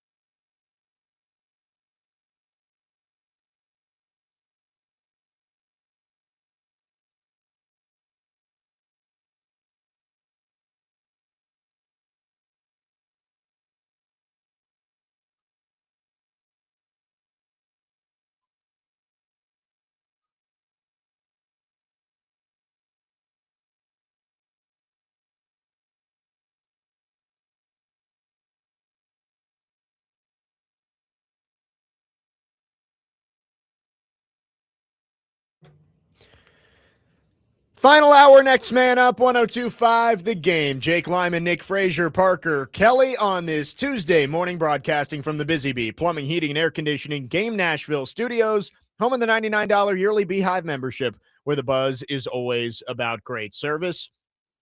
Man, the Titans brought over some treats this morning, and we all indulged there during the break. My mouth is like watering as I'm trying to bring us back from break. Very good stuff. Good, the cookies, the scones. I tell you what, there's a box in there of just chocolate chip cookies that might be gone before Chase and McJoe's over with. I'm just putting that out there. I mean, yeah, Chase and Big Joe, they're out at the putting zone, yeah. so they don't get to enjoy it. But a big thanks to the Titans. A random acts of kindness day. They brought over some sweets. If this is them showing off their new kitchen remodel of some sorts, kudos. Whoever you hired, good job. Right. I All mean, about if the Titans get to eat those cookies every single day, we might have some problems with the conditioning going on. Look, if y'all need some conditioning, I'll help you out with that. Just turn the heat up during the middle of the summer. It's about 90 degrees inside. Just sweat it all out. Sweat it all out. This train like a wrestler. That's all you got to do. Train like a wrestler. Was sweat used intentionally there, talking about conditioning? Yeah, definitely was 100%. Needs to lose little LBs there. We got one more hour with you on this Tuesday. Let's talk Olympic hockey. The quarterfinal round starts tomorrow. We've got the playoff round going on right now. 2 games already in the books, and no surprises. Germany blows out France 5-1. Switzerland, only a 3-0 win over Italy. Switzerland didn't score quite as much, but they held Italy scoreless. And we were talking earlier, you got a family connection on the Italy team. Somewhat of a connection. I mean, when my grandmother came to the U.S., she had to have a sponsor, and Bart, he's now deceased, but his other 4 or 5 kids, one of his kids has somebody playing for Team Italy. So they're considered family. So it would be, let's see, Chris would be my mom's first cousin. He'd be my second. So it'd be my third cousin in a roundabout way. But yeah, Nick Saraceno, he was on the Team Italy this past Olympics. So really cool. Good for him. You know, he's been pursuing hockey for a long time, and he's actually a national champion in college hockey for Providence College. Awesome. I think 2018. Yeah, 2018. He was a national champion. So kudos to him. He went on a trial run with the Preds way back in the day, like during their prime, 16, 17. Gotcha. Yeah. So like he was fresh out of college, 18, 19. It was like, things didn't really work out there, but he's playing over in Italy, playing for, I guess, the Italian Ice Hockey League. Okay. And he plays for some team that's like bordering Italy and Germany, and it's a German team, but playing in the Italian Interesting. ice. Yeah, I looked it up. He's having a pretty good season, so good for him. Love it. Yeah, and Italy was always going to struggle a little bit when it came to Olympic hockey, but their run ended today against Switzerland. So that sets up Germany and Slovakia in the next round, then Switzerland and Finland tomorrow. What time is that game? Because that is a big Preds one. It is at 11:10 Central Time tomorrow, Finland and Switzerland. So while we're on the air, you'll be able to watch UC Saros, Roman Yossi going at it. Eric Halla as well. Yeah. Roman Yossi had a power play goal today, by the way. Oh, awesome. Yeah. I got to say, I did not get up at 5 a.m. to watch that game. Yeah. Weird sleep schedules. You just wake up at weird times. That's true. You are, I in bed by 8 o'clock. I told you last night, today before the show, I went to bed at like 7:45. My fiance does that too. She goes to bed at 8 and wakes up at 4. And I'm just like, I'm going to stick to my sleep schedule of going to bed at 11, waking up at 7. Well, I just can't help it. Like after I'm done here, I got some other stuff I got to take care of. And then by the time I'm home, I'm like wiped out. I'm tired. And I just take a shower and end up laying on the couch, fall asleep, wake up. It's 3 a.m. I'm like, I could sleep another hour. Let me go to bed real quick. Wake up at 4:45. All right, now we're starting the day. Is there an early game tomorrow? I believe yes. So. Germany, Slovakia is at 5 a.m. So, gotta say, I'm not missing it. That the winner of that game very well could be the U.S.'s opponent in the semifinal round. Man, I hope it's Germany. Yeah, I hope it's Germany. The Matthew Tkachuk thing the other day was phenomenal. Always the bridesmaid, never the bride. That was, great stuff. Just great stuff. They're great for hockey. They are. And to anyone else saying that, like, yeah, it would have been kind of funny, but Matthew Tkachuk having literally beaten him twice in the Stanley Cup Finals the last 2 years, and then Yeah, if he knocks him out of the semifinals, and That's great. that would be hilarious. But going on right now, Czechia and Denmark, and the scoring has heated up. Right now, Czechia has a 3-2 lead on Denmark, late second period. The winner of that game gets Canada tomorrow. Later on, 2 o'clock puck drop, Sweden and Latvia. And that's the big one to watch if you're a U.S. fan, because the winner of that game will take on the USA tomorrow at 2:10. Sweden would be a tough matchup for the U.S. Like, looking at these teams coming out of this playoff round, I think out of all of them, maybe Switzerland, but Sweden probably is the team I'd want to play least. Yeah, and they didn't really utilize Forsberg in those little group stage rounds, which is a little He odd. played like 21 total minutes of ice time. Yeah, which made no sense. So maybe they were saving him for the knockout rounds. And if that is the case, smart on Sweden. That'll be an interesting game tomorrow. If it is Sweden playing Latvia later on today, the U.S. gets the winner. They are reseeding after the quarterfinal round. Yeah. So I think if the U.S. wins and Slovakia wins, then that would be the matchup in the semifinals. But if Slovakia was to lose, I think Germany might face Canada, and then the U.S. would get the winner of Finland and Switzerland. Ooh. Depending on how all of it shakes out. Right. But still some balls in the air. Finland, Switzerland, I'm excited for that one, because that's both of those teams unlikely to upset Canada, but either one of them could be your kind of miracle on ice type story if they go in and beat Canada, who, as much as I really hope the U.S. is able to get a win, I struggle looking at that Canada lineup and say it's going to be a really tough ask for the U.S. to win a gold medal match against that team. My biggest thing, if that were to be the gold medal match between Canada and U.S., is I feel like the U.S. has more physicality on their roster to where they can kind of ruffle the feathers of Canada's, steam as they're going down the ice. Whereas for Canada, like if they're not fazed by any of that physicality, it's going to be a uphill climb for U.S. in my opinion. It's a different game than what we saw in the Four Nations face-off, Correct, which was a ton of fun. But everybody's hoping, fingers crossed, we get that collision course that comes to fruition on Sunday in the gold medal match. I'm disappointed because I believe that game would be at the same time as my Vandy game on Sunday against Kentucky. Everything happens when you're just... Oh, wait, never mind. Oh. It's at 7 a.m. Central Time. So that's beautiful. I will wake up early. I will tune in and watch that and then go over to shoot around. Get your coffee, Jake Lyman. Perfect. Looking forward to it. 615-737-1025 is the phone number. If you want to text or call, our phone line's driven by WilsonCountyHyundai.com. We'll talk a little more Olympic hockey when we come back. Also, Nashville SC starts off a new season today. I want to get Dr. Crane's thoughts on that as well. Then back into the Titans for the final couple segments of the show. Jake Lyman, Nick Frazier, Parker Kelly with you on your Tuesday morning. Next man up, 102.5 The Game.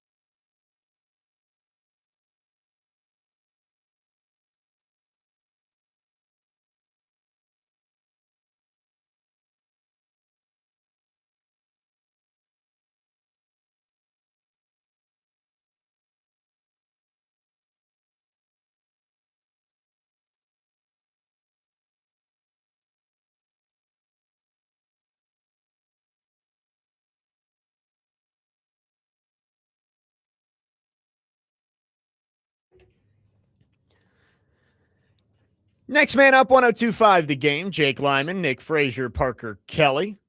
Let's give something away here. Be caller number 2. Be quick. Caller number 2 at 615-737-1025. And you can win a 4-pack of tickets to Athletes Unlimited Pro Basketball at Municipal Auditorium this Friday at 5:30. Been a lot of fun over there as their season rolls along. Season 5 of Athletes Unlimited Pro Basketball. Second one in Nashville. So be caller number 2, and you can win a 4-pack of tickets to AU Pro Basketball on Friday at 5:30. Jake Lyman, Nick Frazier, Parker Kelly. Olympic hockey continuing to roll along. The third of 4 play-in matches, I guess you could say, play-in games going on right now. Already saw Switzerland beat Italy earlier today. Also saw Germany beat France. Right now, end of the second period, Czechia is up on Denmark 3-2. The winner of that game gets Canada. The U.S. will find out their matchup for tomorrow's quarterfinals at 2 o'clock. It'll be Latvia and Sweden. For the U.S., they went 3-0 in the group stages, which was expected. It wasn't quite as dominant as I expected it to be. I am really hoping that we see a dominant performance tomorrow from the U.S. You've got a team coming in on short rest. You can't get knocked out in the quarterfinals if you're the U.S. team. I'd love to see them go out there and win like 5-1 against Sweden, which, yes, they had 5-1 games against like Germany, but Sweden, I think, is a better team overall than Germany. Go out and beat them and leave no shadow of a doubt.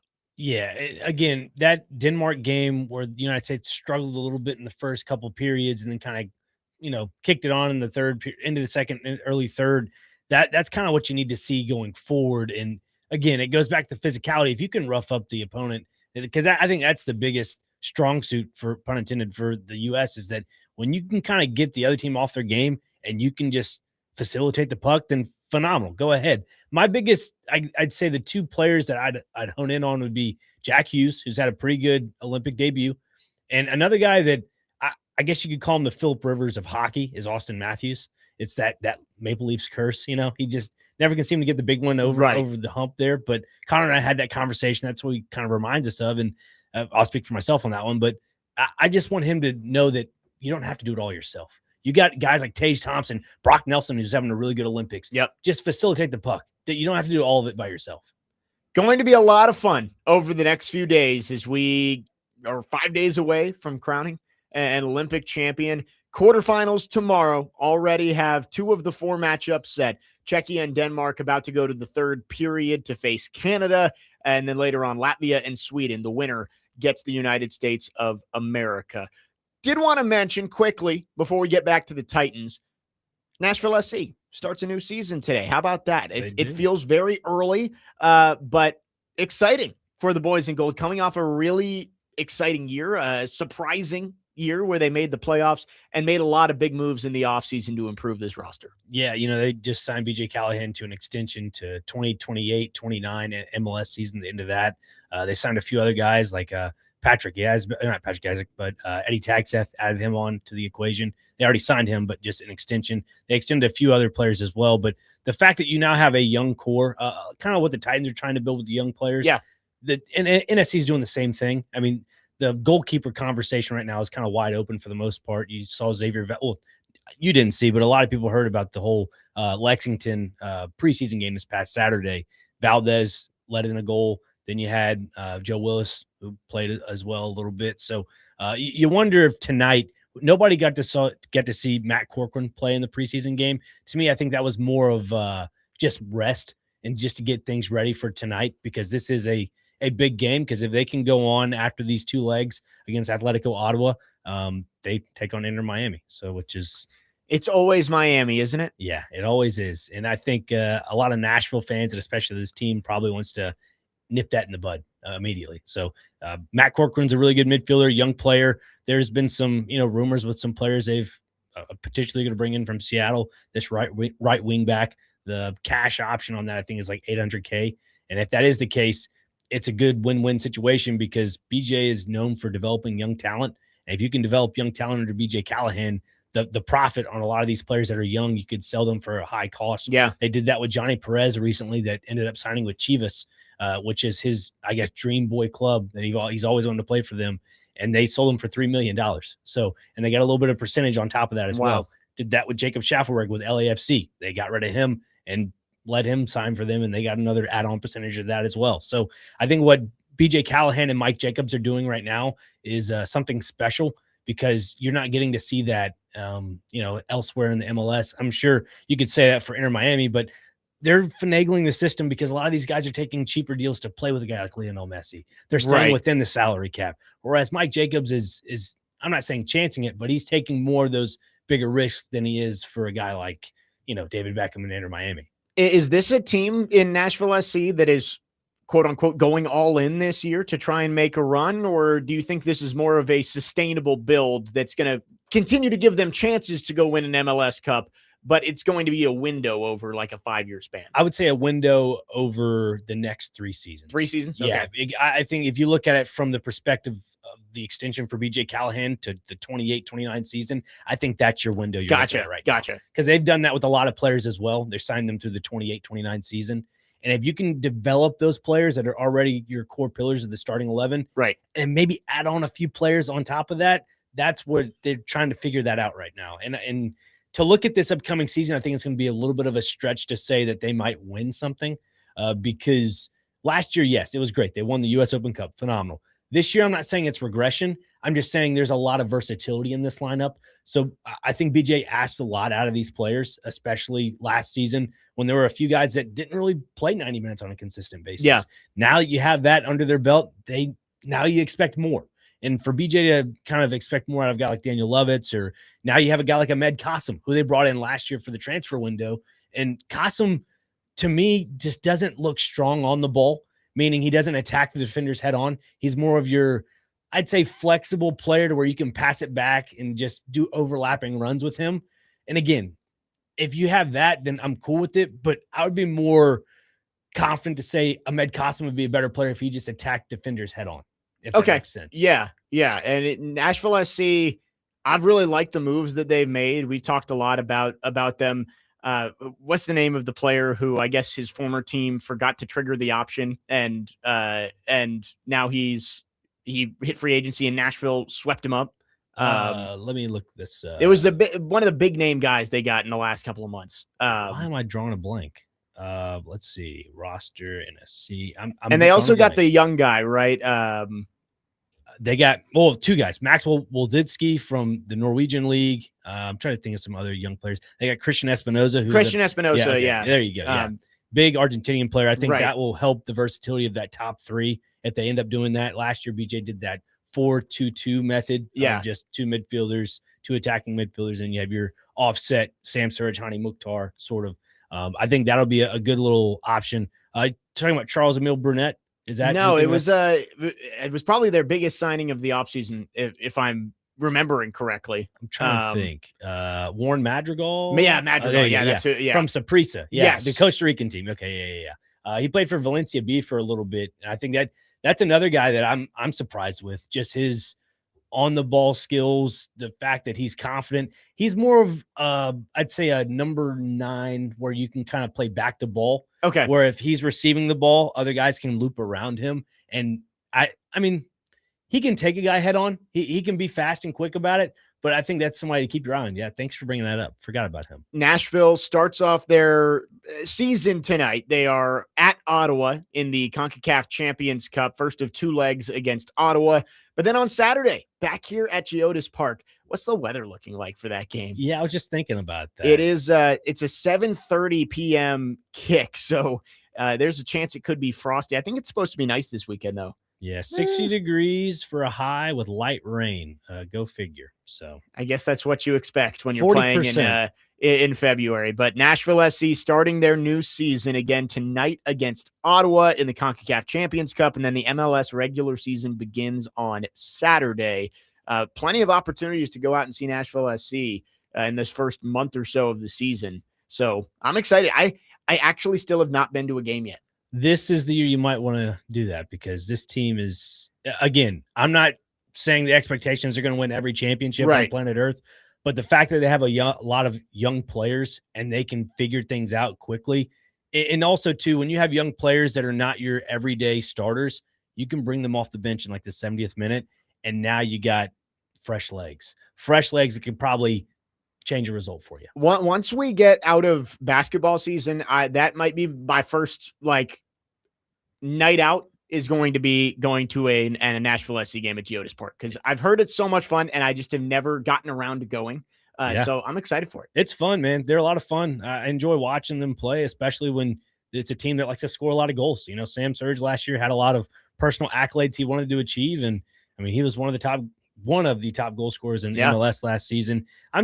My biggest worry for this team is the midfield depth. I know you have Brian Acosta coming back. You have Matthew Corcoran, obviously, who developed in being a perennial midfielder. But when you have Eddie Tagseth and Patrick Yazbek, he collected a lot of miles last year. Tagseth, that is. Yeah. You wonder if you can do that on a consistent basis or if you're going to have a rotation of midfielders. Because, last season we saw Acosta play a little bit. Alex Muyl played more of an attacking midfielder role, but you wonder if he pitches back a little bit into there. I don't know. It's an interesting thought. You're just going to have to see how this all plays out. But if you can add another wing back that is fresh with the legs, put him on the left side of the ball, have a left and right back like Andy Nahar that can kind of be all attacking in the offensive attacks. I think that's what they need right now. But yeah, this is a team that, again, not going all out, but has a good 3-year window of sustained success. Excited for the new season to start. Again, first match of the new year is tonight at Ottawa and then back at Geodis Park on Saturday. 615-737-1025 is the phone number. When we come back, we are going to get back into the Titans. It is the first day across the NFL that franchise tags can be placed on players. News about the running backs that could be out there because we've had the conversation of if you move on from Tony Pollard, what options are out there to replace him, maybe upgrade from him. I think that one of the guys that we've talked about is going to slip through, but it may not be who you expect. We'll talk about it coming up next. 615-737-1025. Jake Lyman, Nick Frazier, Parker Kelly, next man up, 1025 The Game.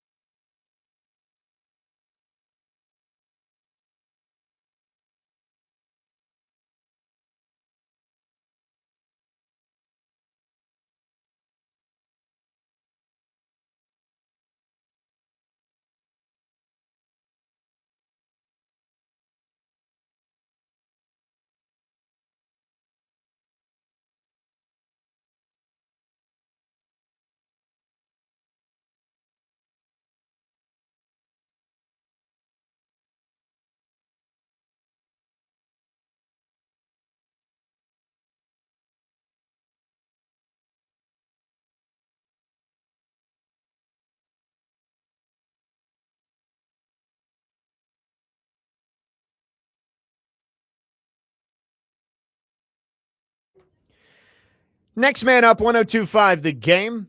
Jake Lyman, Nick Frazier, Parker Kelly. Back into the Titans for the final couple segments of the show. We will talk players in a second, but I did see Jim Wyatt has commented in his mailbag again about the possible rebrand. I say commented, it's more of a no comment.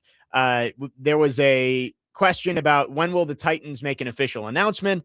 Jim Wyatt responded, "Believe me, I've seen the chatter too. My mailbag and social media feeds have been overflowing with questions on it for a while now. Just dropping this in here to let folks know I'm not ignoring them. I just can't share anything."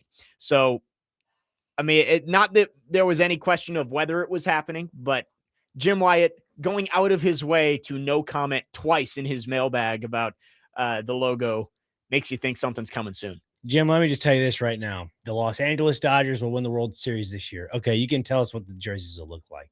That's exactly what this is to me, all right? This is not what we all think it is. You just tell us right now. We'll be all right. It's going to be a lot of fun to see how this plays out the next couple of weeks with the rebrand. I think it's going to be a slow rollout.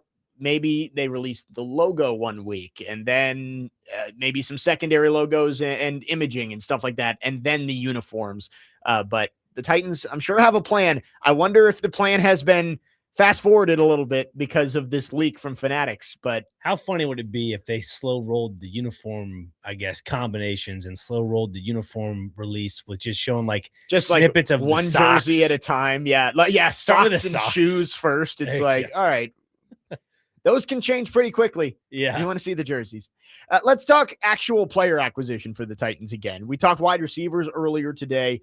Today is the first day that NFL teams can franchise tag players. Mm-hmm. And running backs have been the first players that we've seen some rumors about. So it started with Adam Schefter putting out there after he tweeted out, today is the first day that teams can put their franchise tag on players. They can do it through March 3rd. He put potential franchise tag candidates. George Pickens, who already has been reported that that's going to happen. So George Pickens will almost certainly get franchise tagged. For the Colts, Daniel Jones and Alec Pierce. I would guess one of those guys gets the franchise tag. Not sure which. Kyle Pitts with the Falcons. Possible.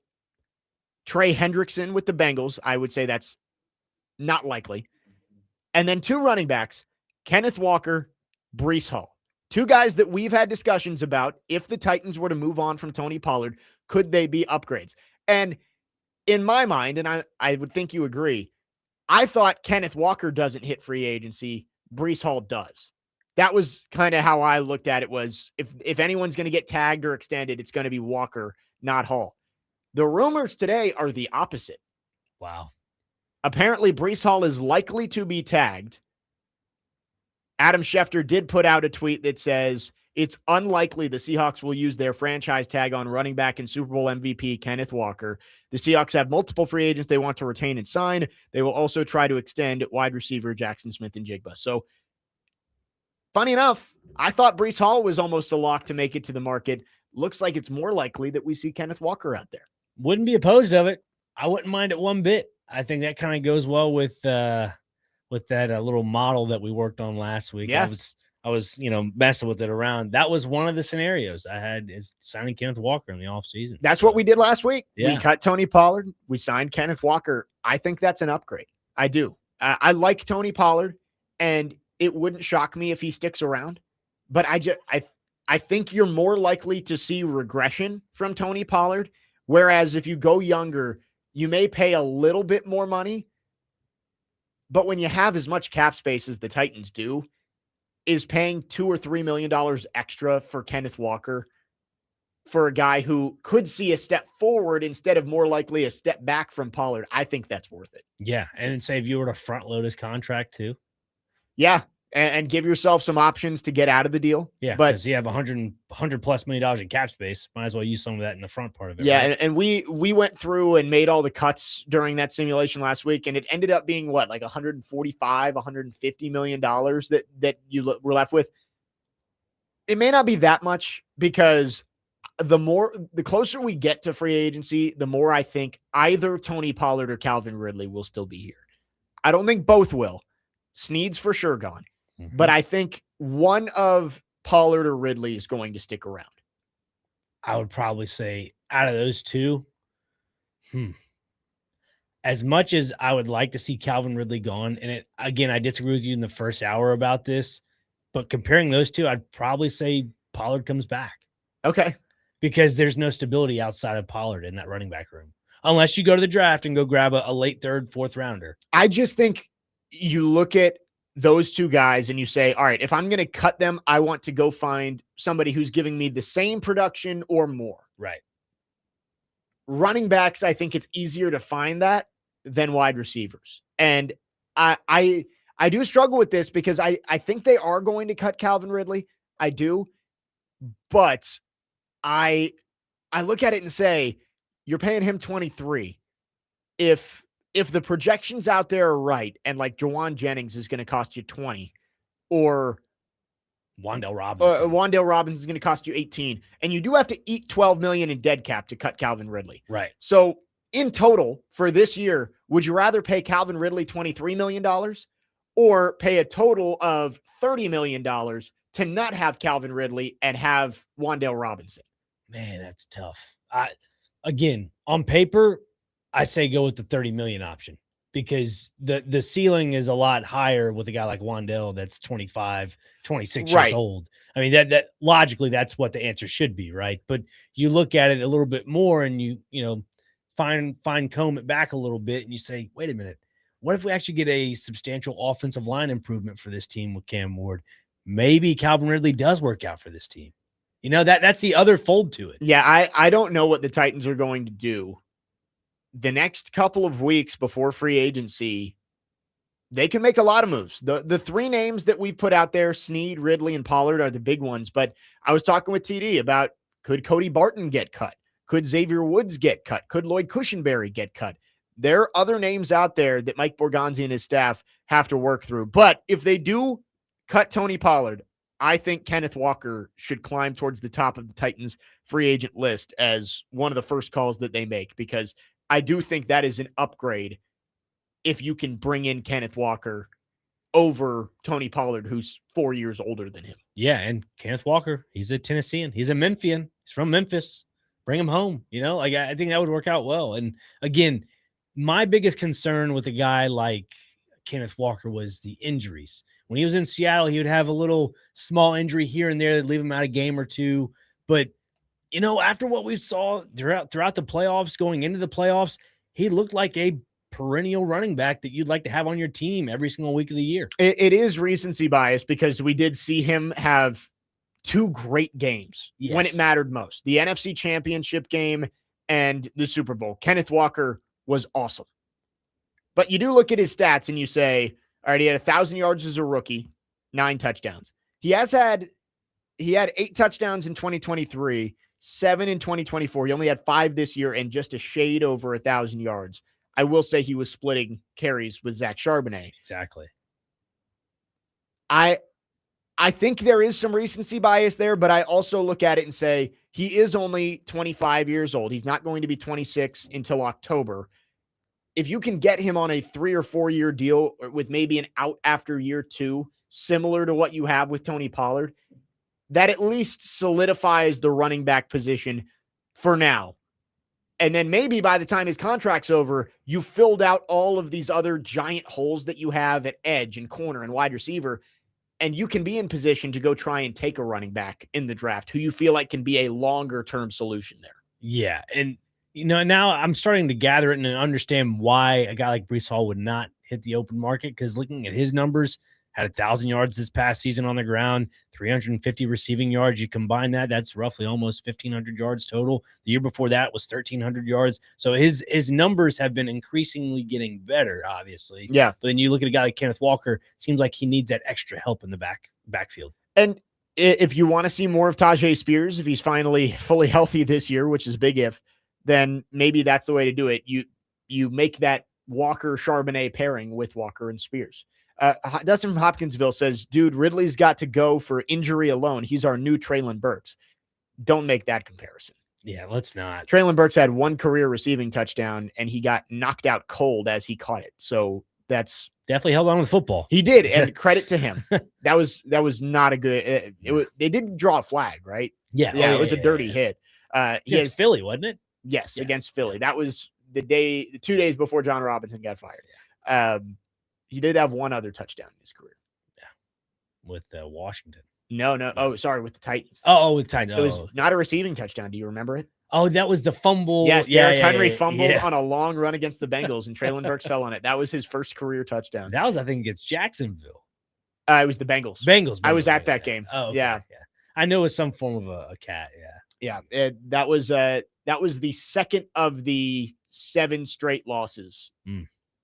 Brutal.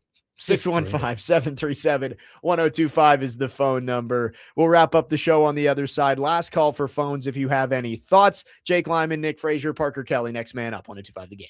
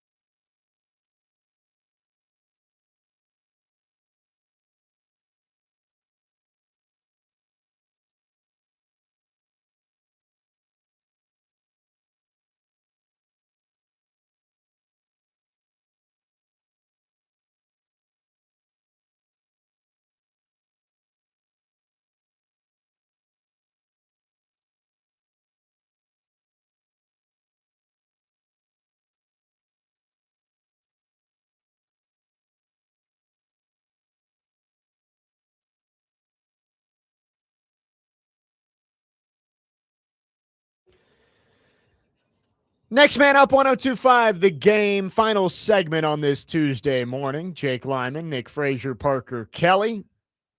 Chasing Big Joe coming up at noon. Looking forward to that. Talking some Titans here. Let's get to some texts on our phone lines driven by WilsonCountyHyundai.com.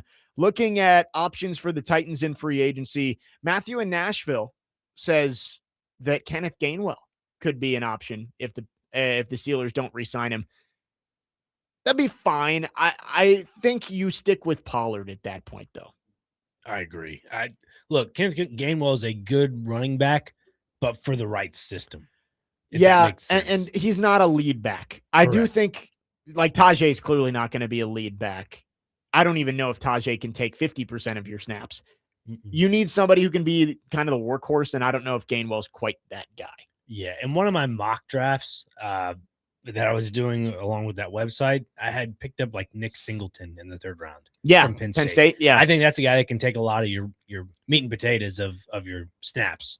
And you can compensate that with like a Tajay or a Julius Chestnut or Khalil Mullins. Yeah, Khalil Mullins. 8875 says, yes or no, do you think it's worth it for the Titans to go all in and get Trey Hendrickson and then go draft either a David Bailey or Ruben Bain to pair him with Simmons, and Hendrickson can help develop Femi as well? I'm going to say no on Trey Hendrickson. Not anti getting a veteran pass rusher. Right. But it's got to be on the right deal, and I think that right deal is a 1-year deal. Hendrickson's going to be looking for long-term money. Yep. I would say minimum 3 years, and it's going to be big money for him. He's trying to cash in one last time off leading the NFL in sacks 2 years ago. I don't know if it makes sense for the Titans, but, Bradley Chubb just got cut yesterday. A guy like that who maybe is looking for more of a prove-it deal, 1-year deal, late 20s, early 30s, has had some success in the past. I would be in on that to bring in as one of your pass rushers. You draft another, those are your starters, and then you bring Femi and Jalen Harrell and some of those guys along behind them.